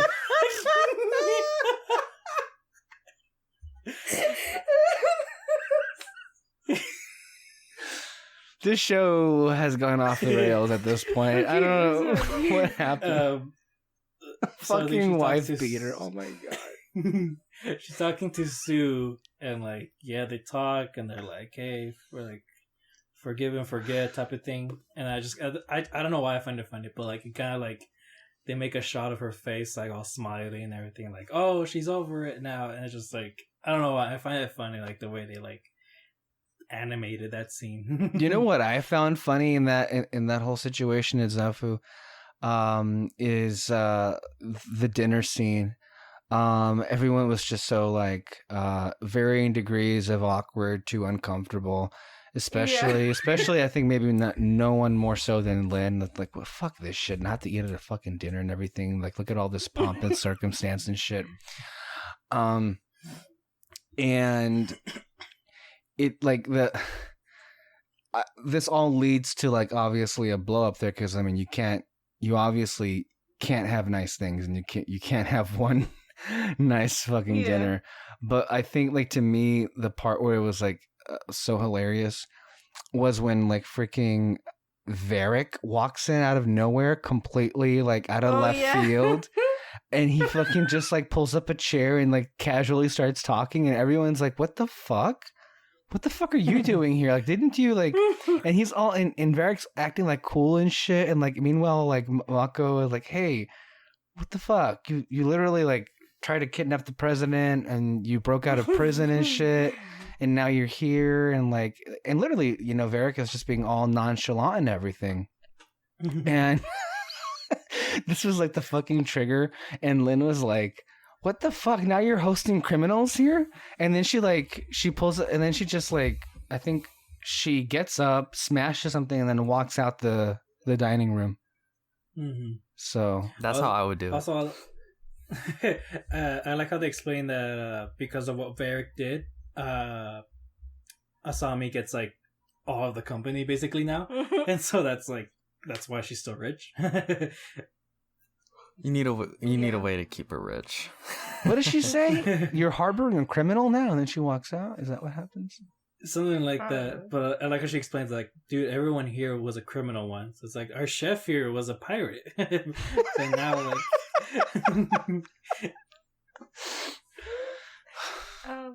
But yeah, okay, we do get to like the main point of the city.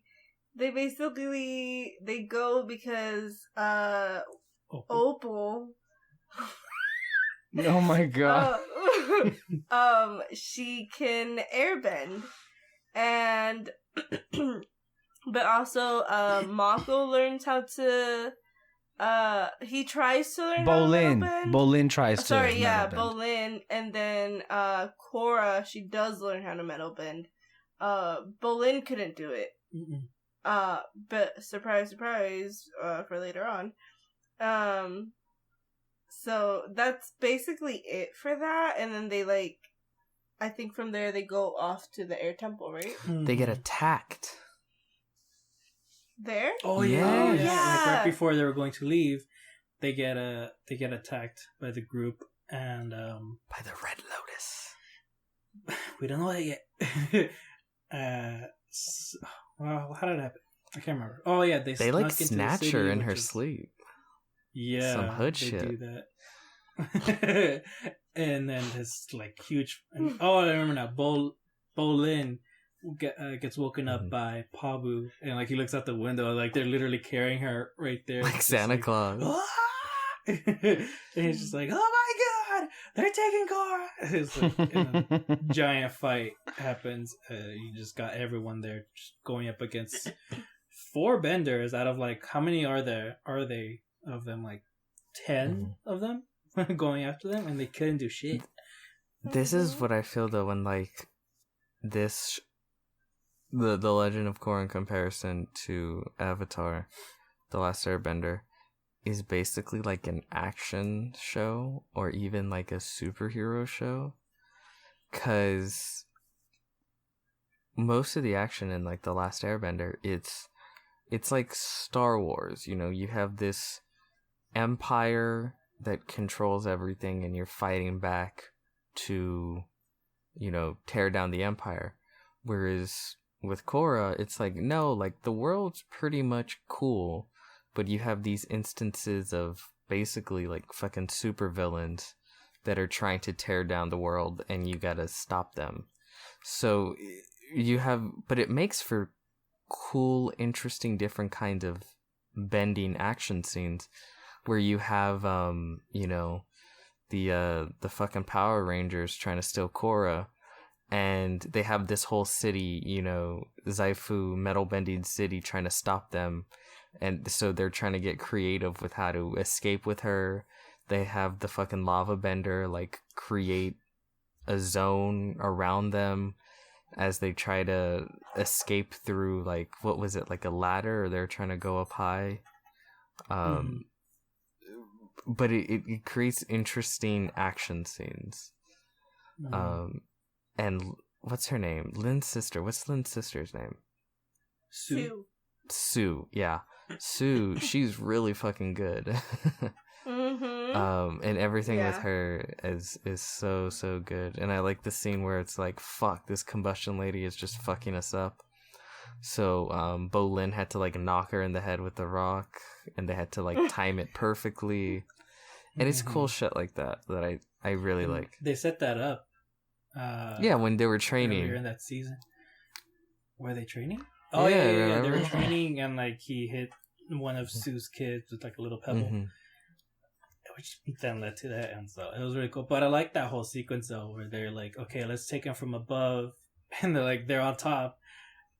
And there's one, I think it was one of Sue's kids that was like, hey, are we good to go? And he's like, it was Marco, no go. Okay, go? Okay. It's like, no, you idiot. What the heck? And so it was funny, but also like intense.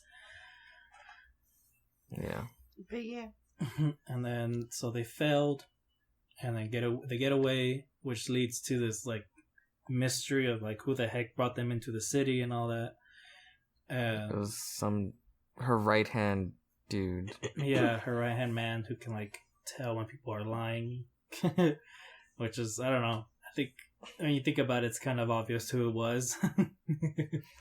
It was really, Buttsla. in retrospect, it was obvious. And then what happens is Team Avatar ends up tracking them down, and they leave. There was a little bit of lying to Lynn because Lynn was like, this shit's not happening. I said so. Mm-hmm. And then, what's her name again? Sue goes behind her back like, yeah, you're right, but then no, you can go ahead and go.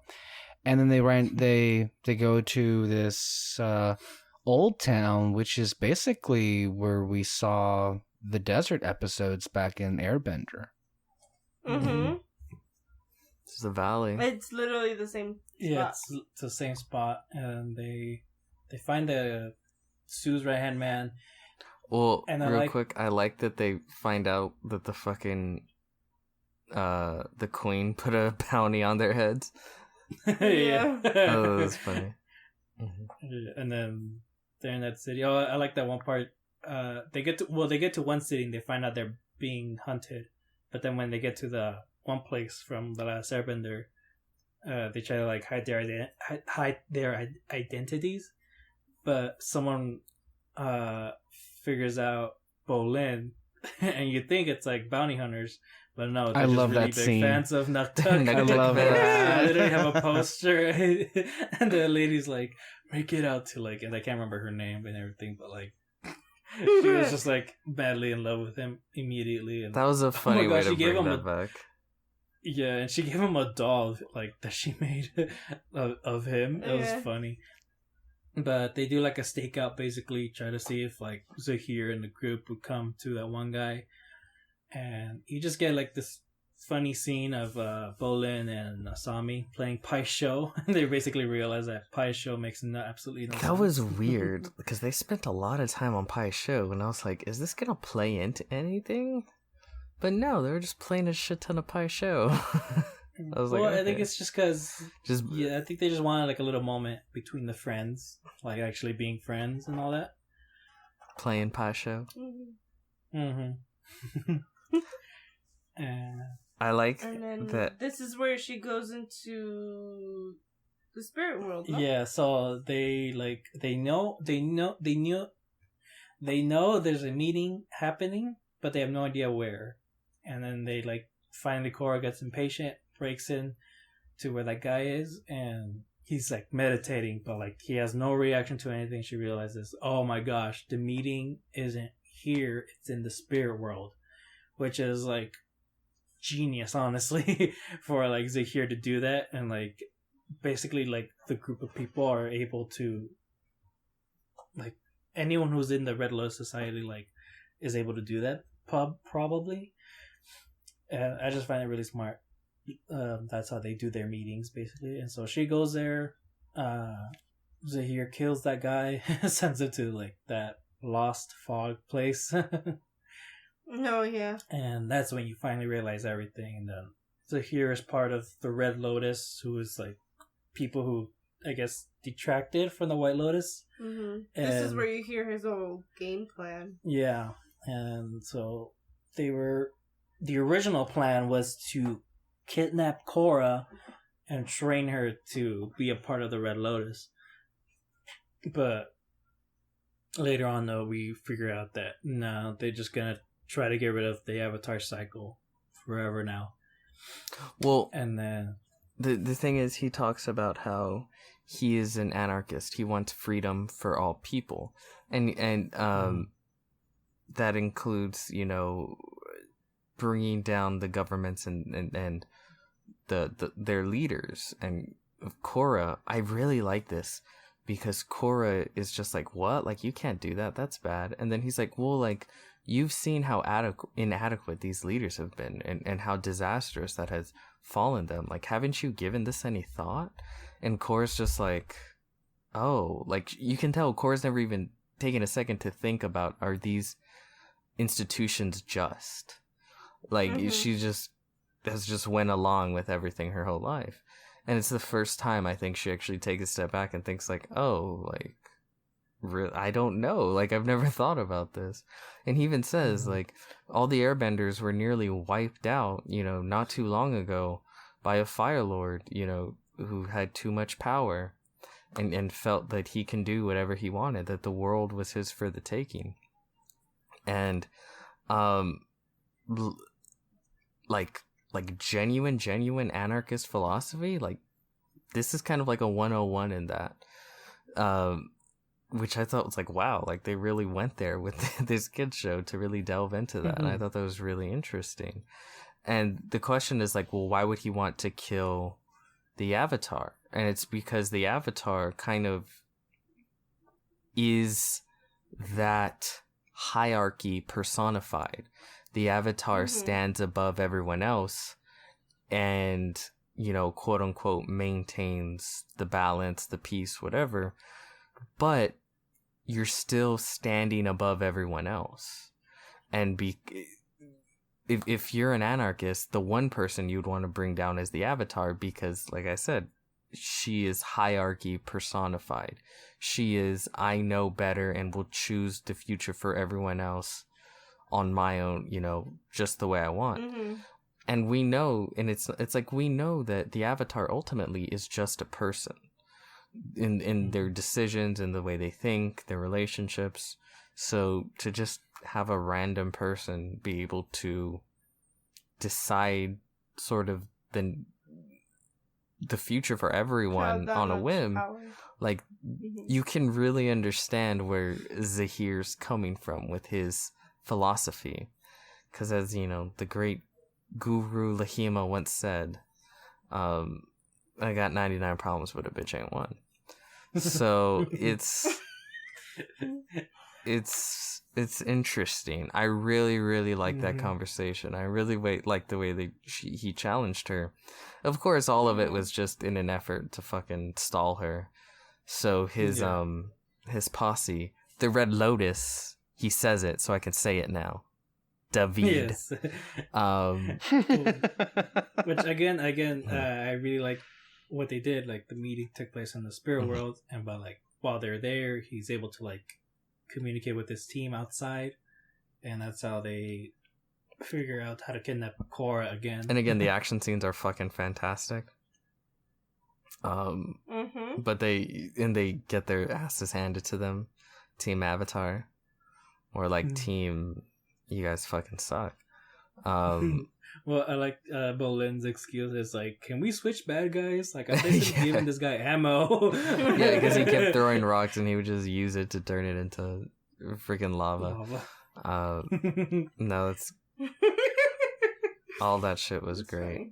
And then of course she does get captured, but by the Earth Queen's people. And her and Asami being all badass, breaks them out in the fucking train or whatever. There's a lot of shit that happens on their way back to, or trying to get back to, Ba Sing Se. But the main... Oh shit, yeah, I forgot the word Ba Sing Se. There's so many things that happen in the scene. Yeah. There's a lot going on at the same time. But the most important thing about that is that Zahir and the Red Lotus find out okay, they're on their way, so they go and talk to the queen.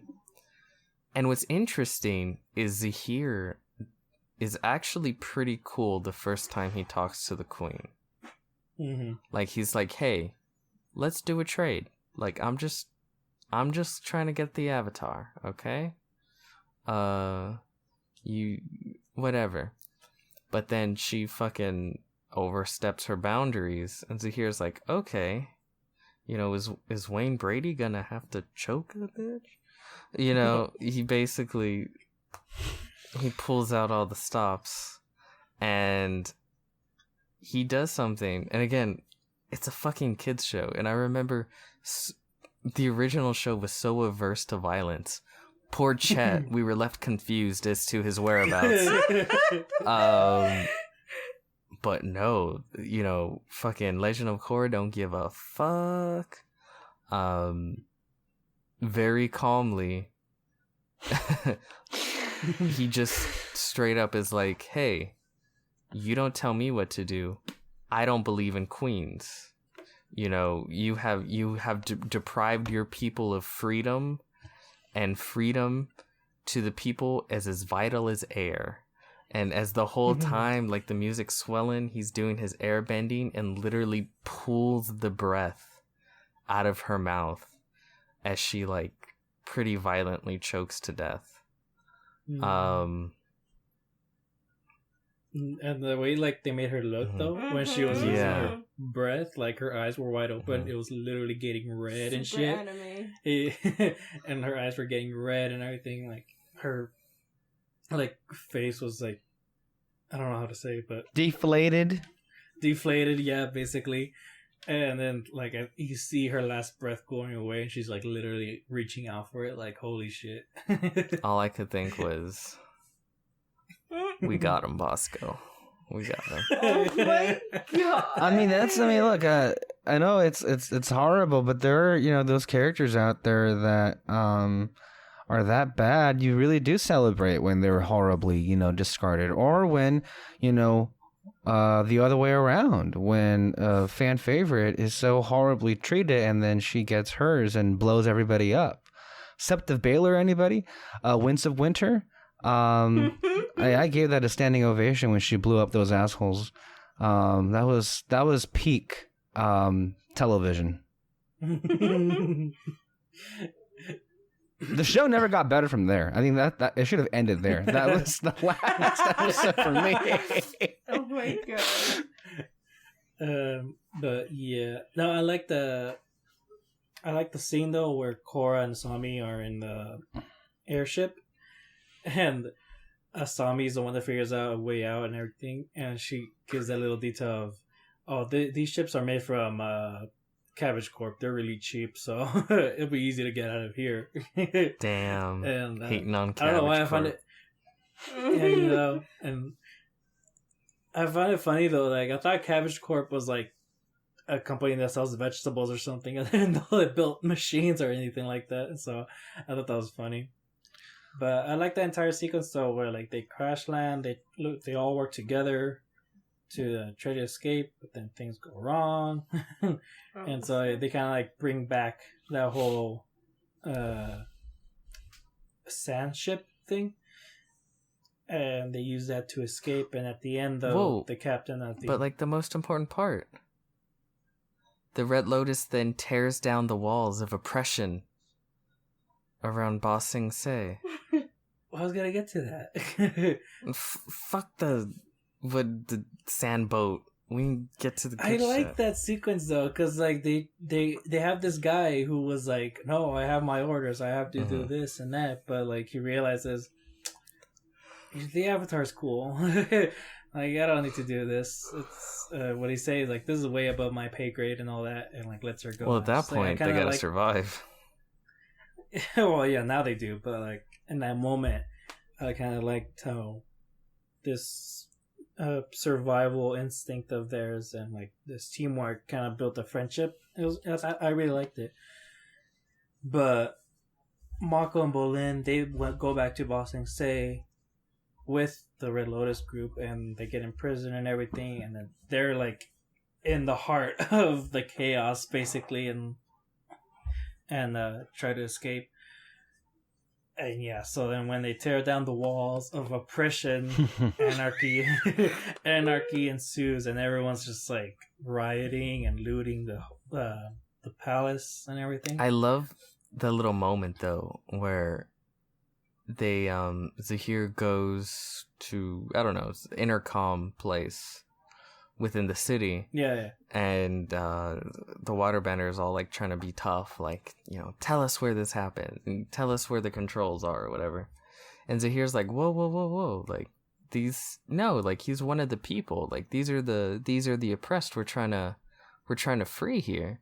And so then like he all tries to talk to him nicely and stuff, and again it's that wrinkle of such an interesting character where he genuinely does believe this is just, and this is about freeing the people and tearing them away from the bondage that they're put under.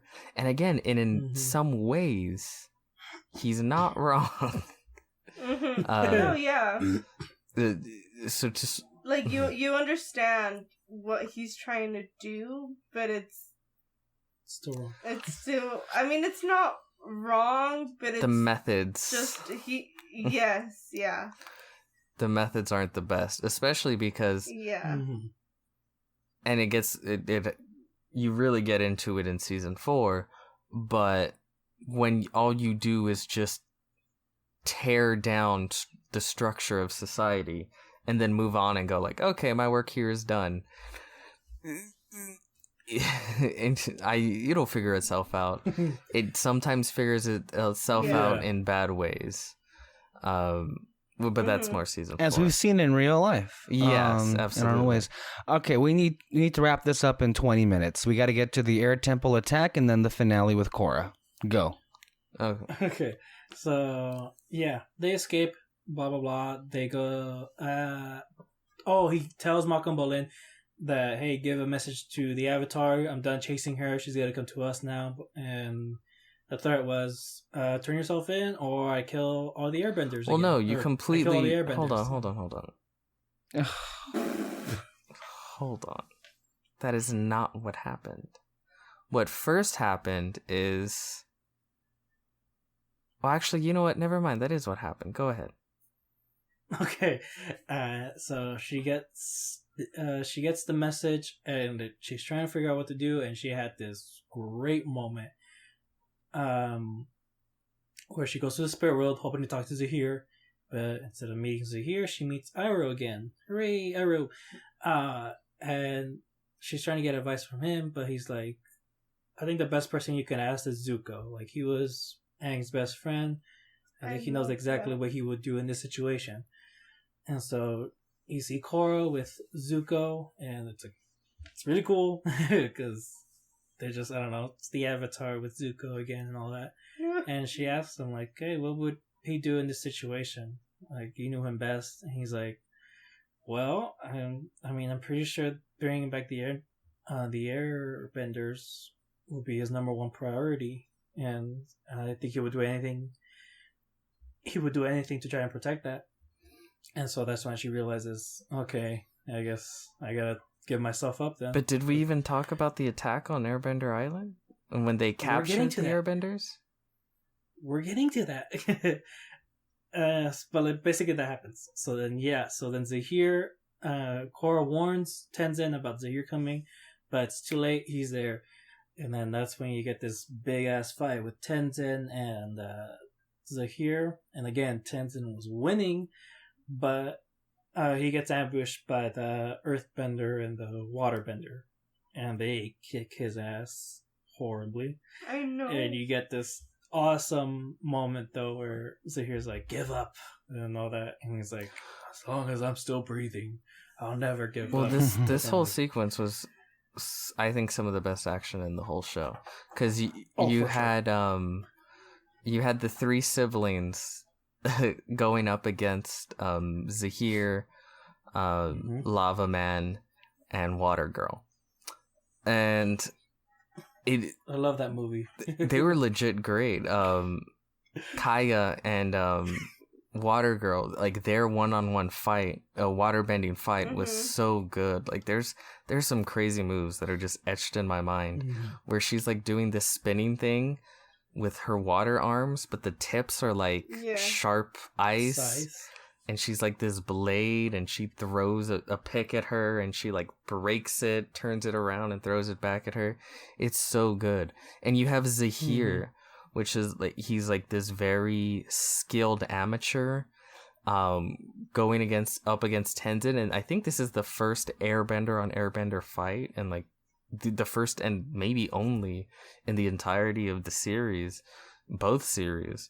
And you know, Tenzin is just so specific with his movement. Like, you can tell they really think out their fighting styles, and Tenzin is so specific with the moves he's doing, and you can tell he's probably practiced 1,000 times a day from scrolls, the specific moves, and they have to be 100% perfect, whereas Zahir's a little bit more loose and again amateurish with what he's doing. And of course fucking Boomy fucking around just trying not to die, and the back and forth, the way they help each other. And then ultimately when all is kind of lost, and Tenzin is going fucking 3-on-1, you know, standing against the Red Lotus, it's all so unbelievably well done, and I really all good shit. And I love how he was the one that like was the last one standing there, and it was so great. Like, I love Tenzin, man. And while that was happening though, the other airbenders were trying to escape and everything, but you had that fire lady basically like blocking their escape and all that. And then Kai had like a great hero moment when he was trying to distract her and everything, but it failed. But I like that little setup though of him, like he survived the attack, and like he has his baby bison by his side he escapes with and everything.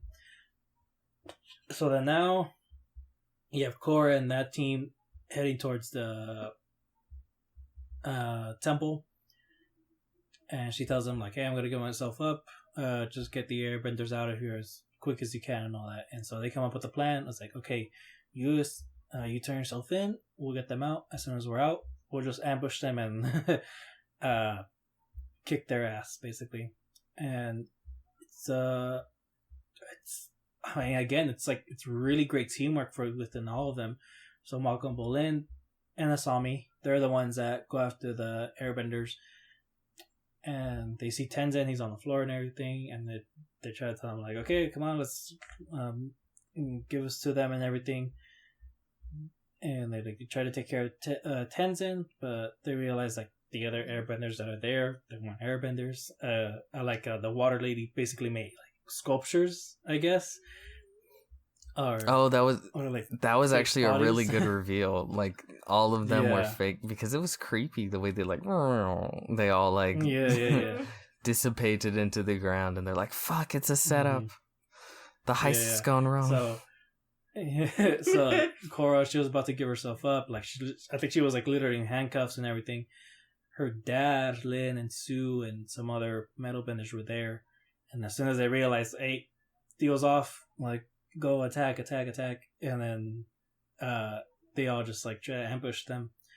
And Korra, I liked her fighting. Like, again, she was handcuffed, so she just had to like just keep kicking. Mm-hmm. And finally, though, her dad comes in and like tries to save her. And, like, they do some cool teamwork. And I think Lin and Sue were going up against the firebender lady. And you see another like pretty gruesome death in the show. That was great. It's another one of those oh fuck moments where it's like, are they gonna go there? Oh shit, they went there. Where and Lin too. Like, it's so funny, that original show where they're like, even the heroes are like, we can't show death. And these heroes are like, I don't give a fuck whose throat do I need to slit. Like, it's crazy. It's so crazy. And again, I don't know if you talked about it, but like there's a wonderful setup because throughout the whole show, what's his name? Combustion Girl and Zahir are in a relationship, and right before this whole showdown, you know, they're like, oh, my love, I love you. You know, once we do this, we shall be together. So you're like, okay, something's going down, because they're talking too much about how they love each other. But what it's great is throughout the entire season, even from the first episode, he's reciting Guru Lahima's like incantation or something, like, let go this tethered world and become air. It's several lines, but I know that's the last one. And in that moment, he witnesses his the love of his life die in a pretty brutal way, Zahir. And that, in a way, that was his last tie. Yeah, that was his last tie to the tethered world. And once he lost it, he basically reached enlightenment in a way. And you have that really so he's Thanos. He's fucking There's a lot of Thanos comparisons. What did it cost? Everything. I mean, yeah, that's his what did it cost moment. And of course he fucking flies, and it's really cool. He like falls into the sky. And everybody's like, oh shit. Yeah. Everyone's just like, what the fuck just happened? Like, is that even possible? To me, that's such a cool moment and a cool reveal. And then, of course, he escapes with Korra because she couldn't fucking get away. Yeah. And then even like all that stuff with Korra is nuts. Like, it's so scary and like fuck. No, yeah, we'll get to that. But I when he flew though, I like that they kind of portrayed it that it's like an impossible thing to do. Like, not just anyone can do it. Like, you really have to be like in a certain mindset in order to like accomplish this type of ability. It's kind of which is great. Like whole crux type of thing. Like, you have to enlightenment do certain things. Yeah. And So yeah, again, great action. This one actually might be my favorite action scene of the show, just because I like Lin and Sue fighting together. Bolin lava and, like, bends. Yeah, and then Bolin lava bends. That was the big reveal, I guess, of his character. That's why he couldn't metal bend, because he lava bends. Which again, I like how it's a special thing that not everyone can do. Like, only certain people can. Some people have guessed that he can lava bend because his mom's from the Fire Nation, and his dad's from the Earth Kingdom. That's my guess. So much together. Yeah. So got like, a little rock and fire in him. Yeah, I mean, it's interesting, but I don't know if I would like that. I don't know. The final episode is so fucking incredible. Yes. They revealed that their goal is going to be to not only kill the Avatar but end the line completely, which we've gone over before. Of course they would. They try to kill Korra. Korra breaks out, and what proceeds is like one of the not greatest battles in fucking this universe. Like, they go all out. The music, the camera is whipping around in ways I didn't think that they would ever be able to achieve with this show. Like, it is fucking Zahir is flying through the air and the camera's whipping around him, and fucking Korra cuts open a boulder the size of a building and throws it at him while the music swells, and I'm like, oh fuck, like, this is incredible. While she's fucking like, while she's losing it and dying and going in and out of the fucking Avatar state. Like, it's so good. It's so good. And all it made me go is like, how is it so hard to crack the live action code to this? Like, fuck, it's so like, I mean, I guess the Matrix movies, I don't know, but like, it's so good.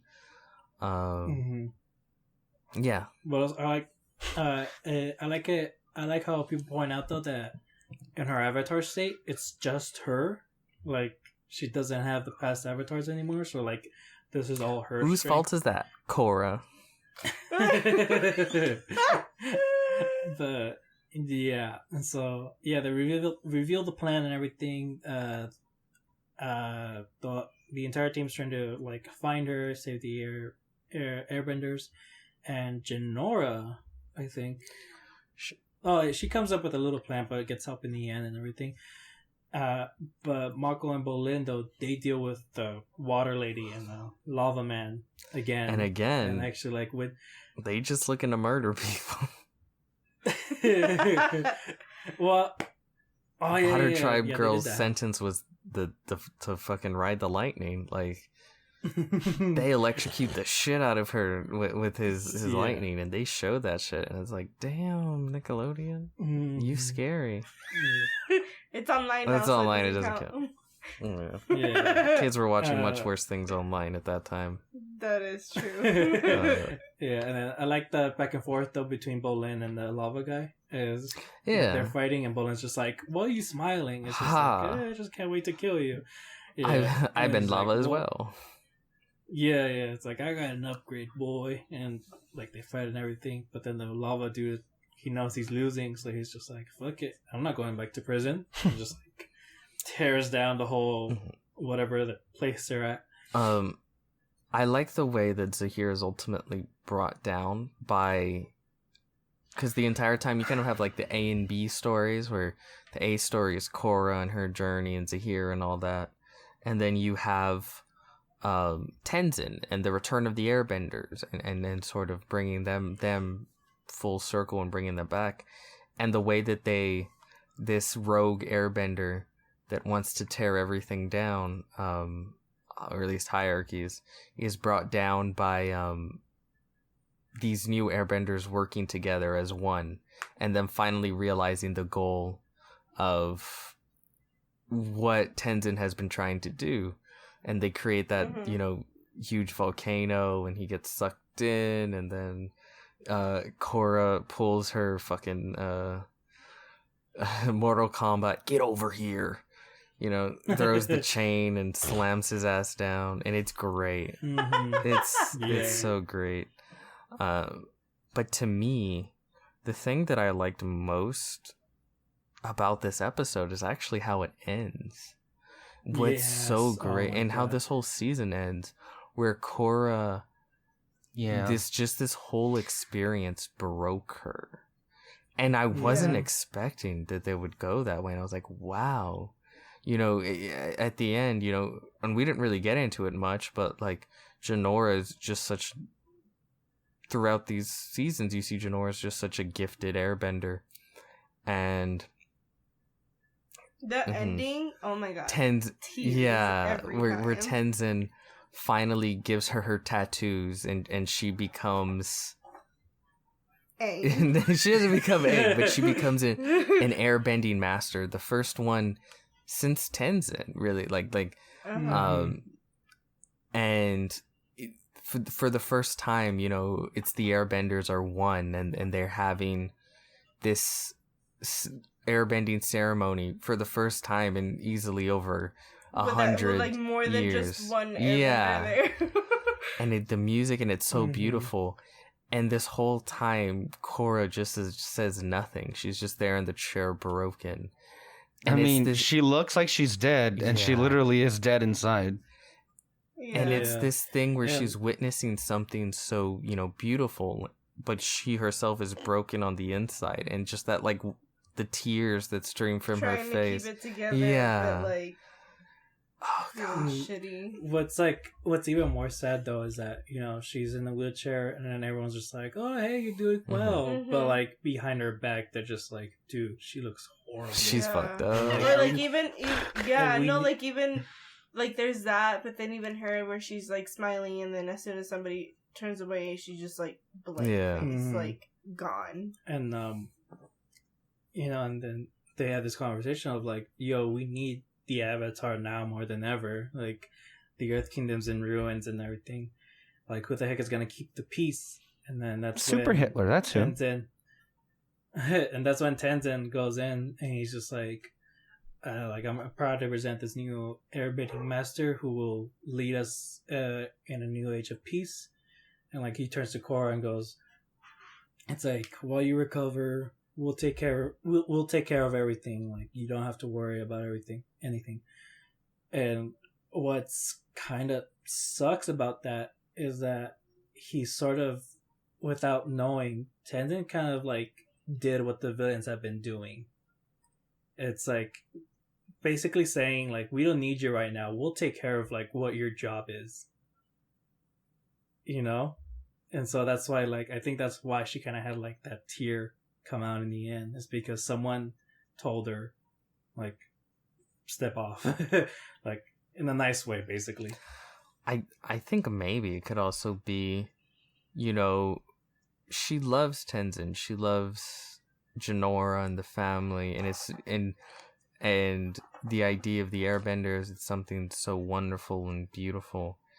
But at the same time, she's just so broken inside at this point. And maybe I feel like she's sort of been pushing away those emotions.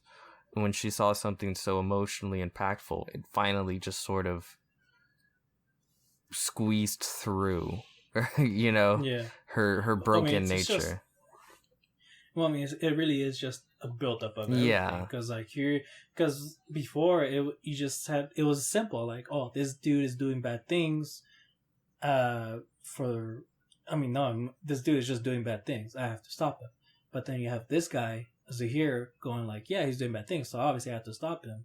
But he makes a point in that we don't need, or like, we shouldn't have these like she's evil like leaders. Useless, basically. She like, should I actually like help out this world, keep going on? And then again, and then for one thing, this bad guy like broke her down to like not being able to take care of herself. Everyone is doubting her now. Well, that's kind of it. Tenzin, Zahir wins. That's the like, final your wins. victory. It's like, all right, well, you know what? The Avatar is so broken down. We need to move on without her. They're trying to like say nice things about her to her face, but she gets the point. She kind of realizes, oh fuck, I can't do shit, and now they want to move on without me. So really, in the end, Zahir really ultimately got the grand design out of all of this is a world where the Avatar becomes irrelevant. And who comes to save the day? Super Hitler. Yay. We'll see that more in the next episode. Fuck that bitch. But yeah, I mean, yeah. And she set up throughout the season too. Like you see her when you first go to Zaofu and everything, and then she, after they take Korra, she's bandaging up Korra's dad, and like they made a specific shot of her being like, "Oh, hey, thanks for the help. What's your name? My name is Kuvira." And again, it's a shot of her face. When that shit happened, I was like, I was confused the first time too. What are they doing here? We don't take time out of an episode to introduce somebody, and boy, was I wrong about her. Yeah, no, I'm glad they did it. I would not have recognized her if they didn't do that. I mean, they could have done it more organically, though. True. Because it was literally like, oh, me? I'm Kuvira. And then she looked at the camera like it was The Office. Like... you could at least be somewhat subtle. Like, okay. Yeah. Like, actually have her be the right-hand man? Yeah, or something like that. Just be like, oh, hey, guys, this is my family, and this is Kuvira. She's one of the soldiers here, or whatever, one of the guards. Mm-hmm. Like, and then Kuvira will show you to where you'll be staying, and she's like, hi, I'm Kuvira. I'll show you where you're staying. Yeah. But not just be like, oh, me? I'm Kuvira. And then just a little wink. And you get the sound effect. Ding. It was a little too much with that. But yeah, I get what they were doing. And I ultimately do like bird heads. Yeah. But, yeah, I think that's it for the season. Again, I love that scene where we see Jinora with the tattoos and like the music that was playing. Like, oh my god. It was great. Final thoughts? I mean, yeah, that's as good as it's gonna get, and it did. Yeah, it was pretty great overall. I feel that wraps up this episode quite nicely. Thank you, David. Thank you, Peter, and thank you, Alexis. I'm tired and I want to go to sleep. Thank you all so much for listening to this installment of the Korra segment here on Red Spotlight. We have more and more content under our Red Spotlight, whether it be on Fantasy Fair and also here on Red Spotlight, considering Halloween is coming up pretty quickly. And of course, stay tuned for our conclusion of The Legend of Korra, which will then in and of itself be the last installment of our Avatar series, which has been going on all summer long, and summer's kind of over. But yeah, but anyway, I like how this is going so far. I think this is going, as far as like Korra is concerned, I love how the show is getting a second wind, and we're here just talking about how great it is and the fact that it is great. And as far as like the real great Korra stuff as a character, I think the best is yet to come with season 4 for her personal story anyway. So thank you all so much. Catch our podcasts every Sunday and sometimes on Thursday. And until next time, go to bed. Bye-bye.